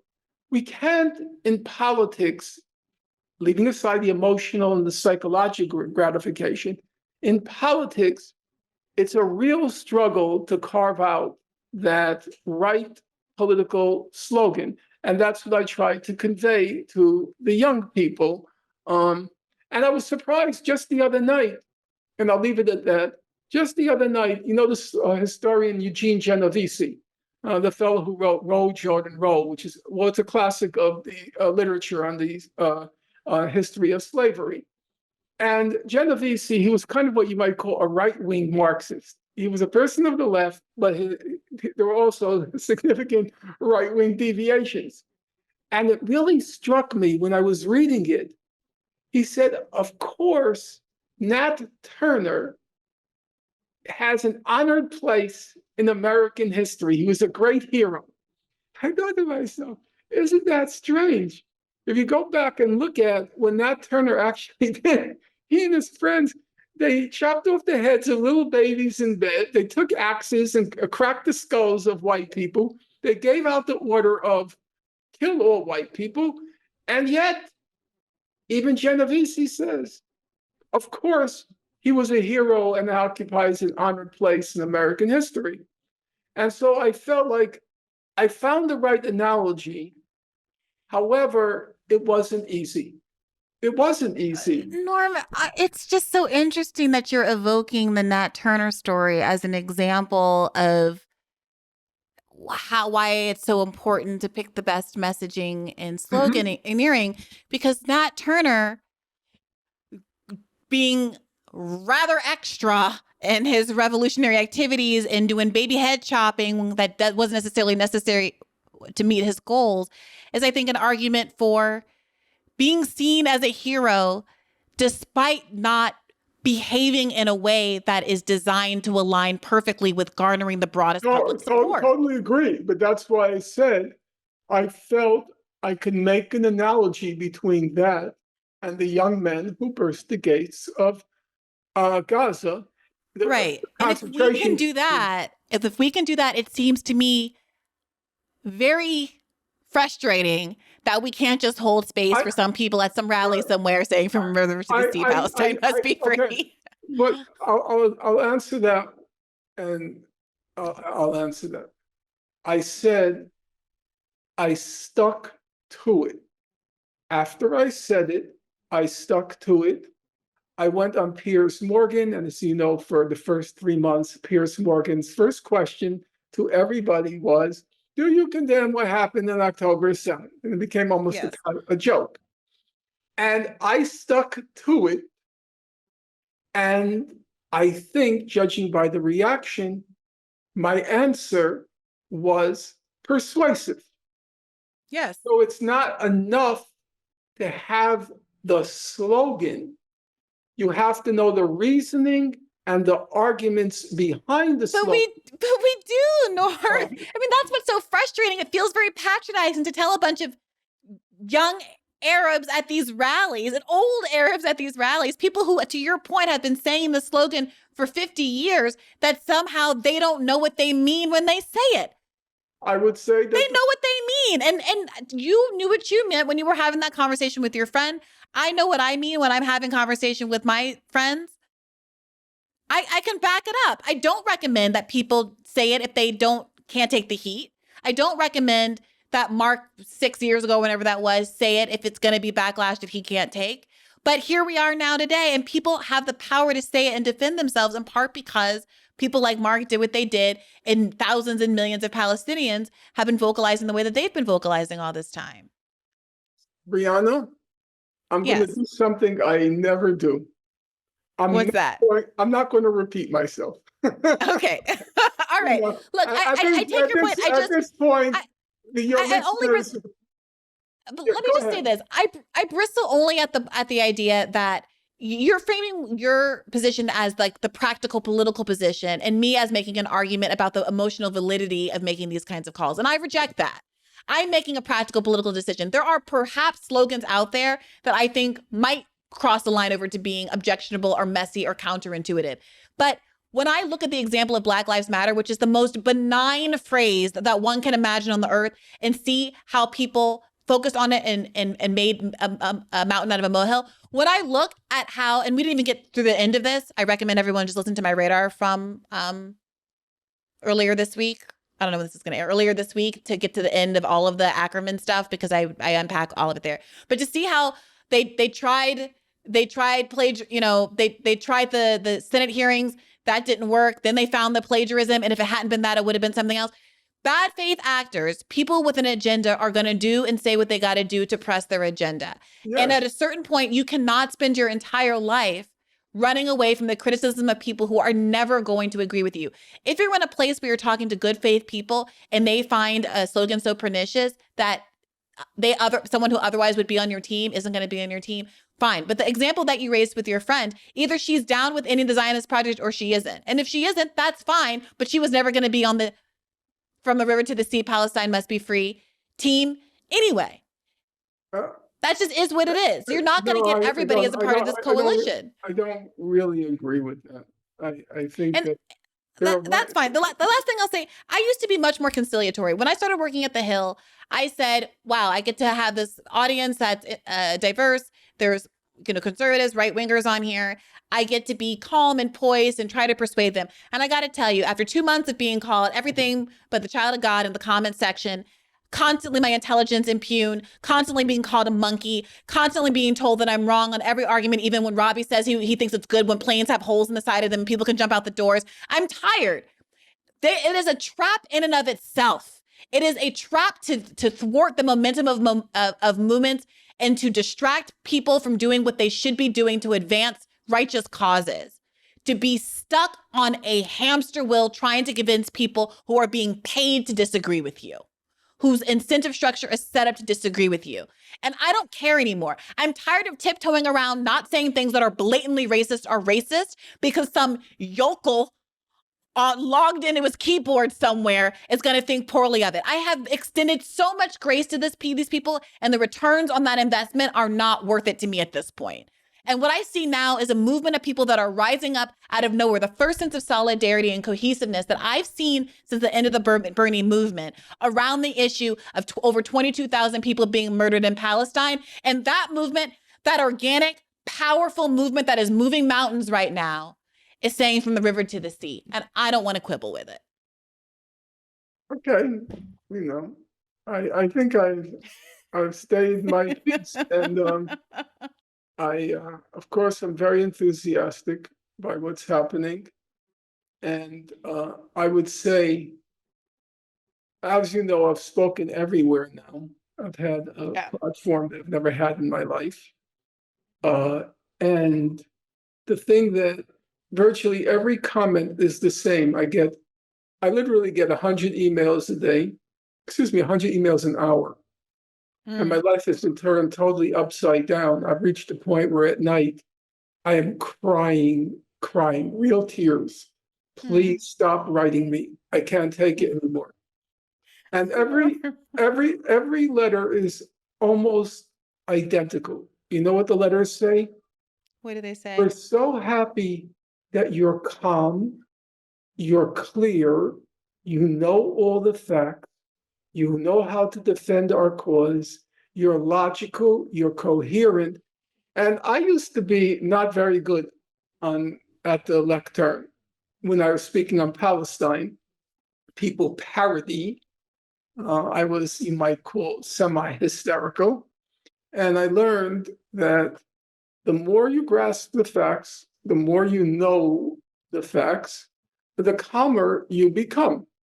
And you can make a coherent. But I'm not talking about tone, Norm. This isn't about tone, please. I'm talking about people. The argument doesn't matter.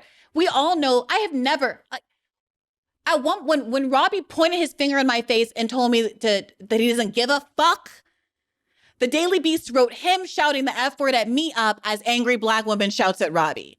So at a certain point, what I'm saying is there are some battles you cannot win. And it's from bad faith actors that are not going to judge you well for being calm, no matter how reasonable you are, no matter how well constructed your argument is. And at a certain point, you have to look around and realize that you are winning and that there are some people that you don't have to convince because you have already won. I'm not going to sit there with Robbie and argue about the merits of Medicare for all. The polls have been with us forever. Yes. I don't have to argue with him whether unions are good or whether people want to be paid more money at their jobs. It's so parochial. I don't have to. Why am I convincing? At a certain point, some people that are put in your way as obstacles to argue with are literally obstacles to you doing the next step in your agenda, which is getting all the people that you've already convinced and doing something with that people power. And that's all I'm saying. I'm not disputing the merits of having a good argument. I think that's true. I agree with you. I agree with you in all the statements. I do remember when Robbie said something to you, and you said that you don't have to be there, and you might get up and leave. And at that point, Yes, I mean this is where we are. I'm not gonna, there are things that I still have to fight with that most Americans don't agree with. I know not everything that I believe is believed by a majority. I'm not a pure populist. I don't think that just because most people think something is the right thing to do, and that's where persuasion comes in. But we've run this into the ground, and we've been here for 2 hours. I really appreciate your time. I've really enjoyed this conversation. There's a reason that why we always go long. We got to get you back ASAP. People want to tell people where to find you. no, that's not important. They shouldn't find you. Don't email Norman. That really resonates with me. Don't email me either. Yeah. What I would say is simply that the ICJ opinion is, the ICJ hearings, the International Court of Justice hearings are coming up this Thursday and Friday, that they will be historic, and that I will be on with my old comrade, Mouin Rabbani, who's the best Palestinian commentator on the subject, to discuss in 4 different sessions. 1, a preliminary, what should we expect?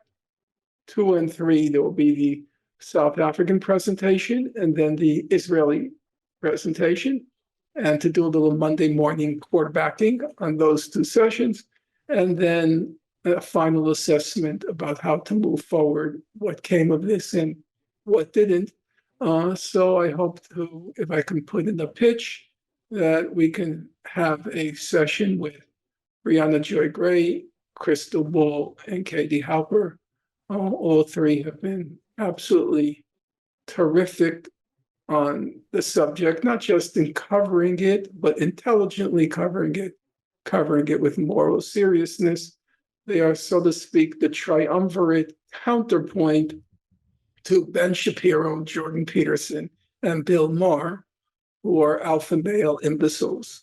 So it's been a real sight to behold, watching you with the Ackman, what you call radar, and then watching Crystal Ball. Even today, she was discussing with her co-host the question of these disruptions, the rally, the demonstrations, bridges, and the Holocaust. Right.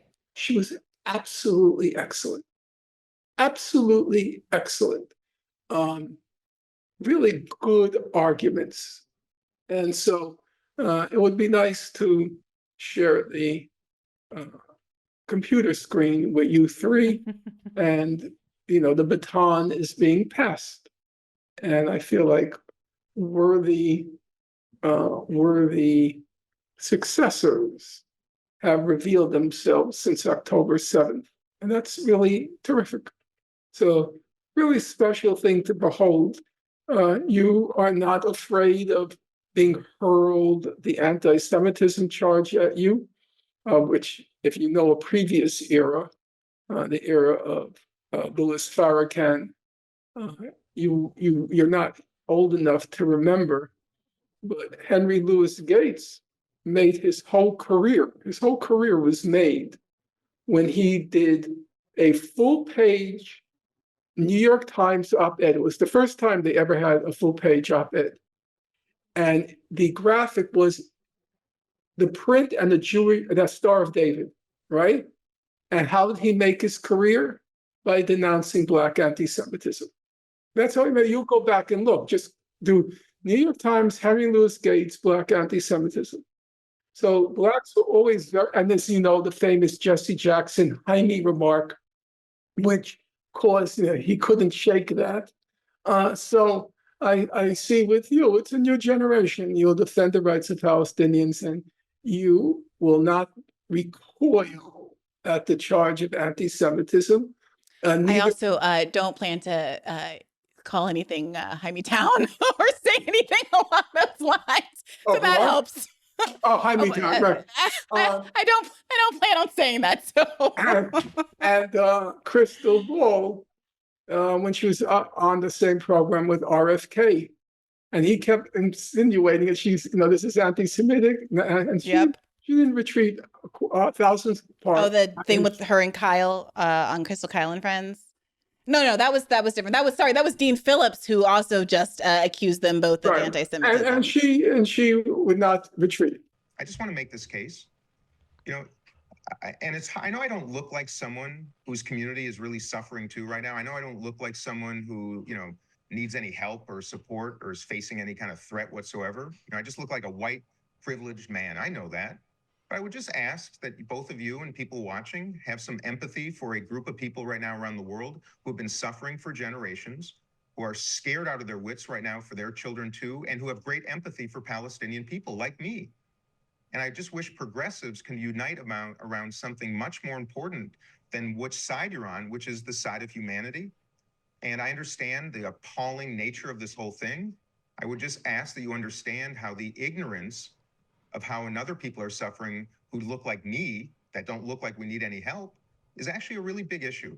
And I would just ask you to think about that. Suffering doesn't justify atrocity. Yeah, and let's be clear, It's not what North I'm getting Gaza, at. Hey, North Crystal, Gaza that's has not- been that's wiped not- off the that's map, not what I said. Congressman. But North Gaza is gone. anti-Semitism that is resulting from the anti-Semitism that is resulting from this is really dangerous and really horrifying for people.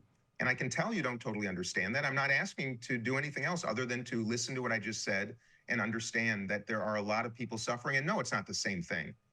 No more than the Jews that were brutalized and killed and raped by Hamas fighters, any more than the indiscriminate loss of life in Gaza. They're both horrifying, and it has to end. But please, please understand, the fear in other communities that don't maybe seem like it's existing. And that's how a lot of Jewish people are feeling right now. And I'm afraid without a little bit of that empathy, you're going to see a flight of Jewish progressives from the Democratic Party that's going to make solving these problems even more difficult. I'm just Congressman, asking for some let me empathy. interject. That's all. Let me interject. My primary concern at the moment is what I view as an ongoing genocide in Gaza. Okay. So we have, I'm just going to give you the numbers here. This is from Euromed Monitor, the human rights group. We have 30,676 Palestinians who have been killed. 12,040 of them are children. 6,103 of them are women. Of the 30,676 Palestinians killed, 28,201 of them are civilians. We have 58,960 people injured. There's been 105 journalists who've been killed. Many of them, there's tremendous evidence that they've been targeted on purpose. Of the 2.3 million residents of Gaza, 1.935 million of them are displaced. There's 67,946 homes that have been completely destroyed. We have 201 mosques that have been bombed, 3 churches that have been bombed, 169 healthcare facilities that have been bombed, 198 heritage sites that have been bombed. What we're looking at here, I think it's a genocide. I think South Africa is right. Clearly you disagree with that, but the crocodile tears I find a little insulting.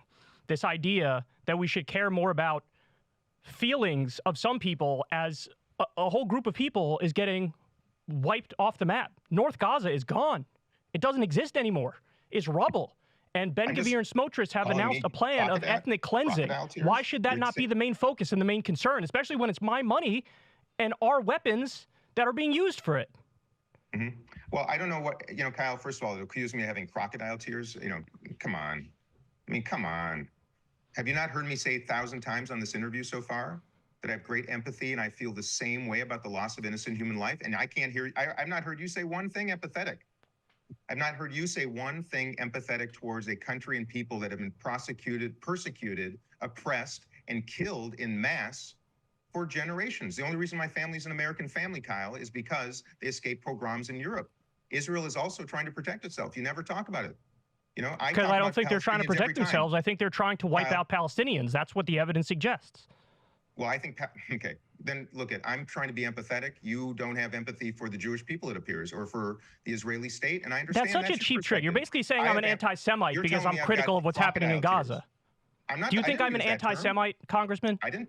Kyle, I did not use that term. What I'm saying is I'm empathizing. You're very clearly implying it.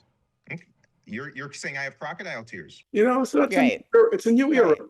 And it's a very... Yeah, it was the boy who cried wolf. I think that the power is going out of that charge, which is frustrating for when real instances of anti-Semitism happen, but we're going to have to cross that bridge when we get to it, burn that bridge when we get to it. We appreciate you so much. You made reference to the fact that you are getting a bigger audience than you've ever had. And I just really want to reiterate how deserved it is, how wonderful it is to see, how glorious it is to be able to share you with so many people who might not have been as familiar with you before this moment, and how gratifying it is to see a broader audience really appreciate you the way that we have appreciated you for some time. So I'm very humbled by your compliments and really grateful for your presence on this podcast and in this space more broadly. Thank you so, so much for joining us, Norm Finkelstein. Thank you so, so much. All right. Thanks to our audience for listening. You can get another episode of Bad Faith Podcast every week on Mondays by subscribing at patreon.com/badfaithpodcast. The last Norman Finkelstein episode was so epic that we unlocked it. So do go back and watch that full 3-hour episode if you haven't done so already. Take care of yourselves, and please do keep the faith.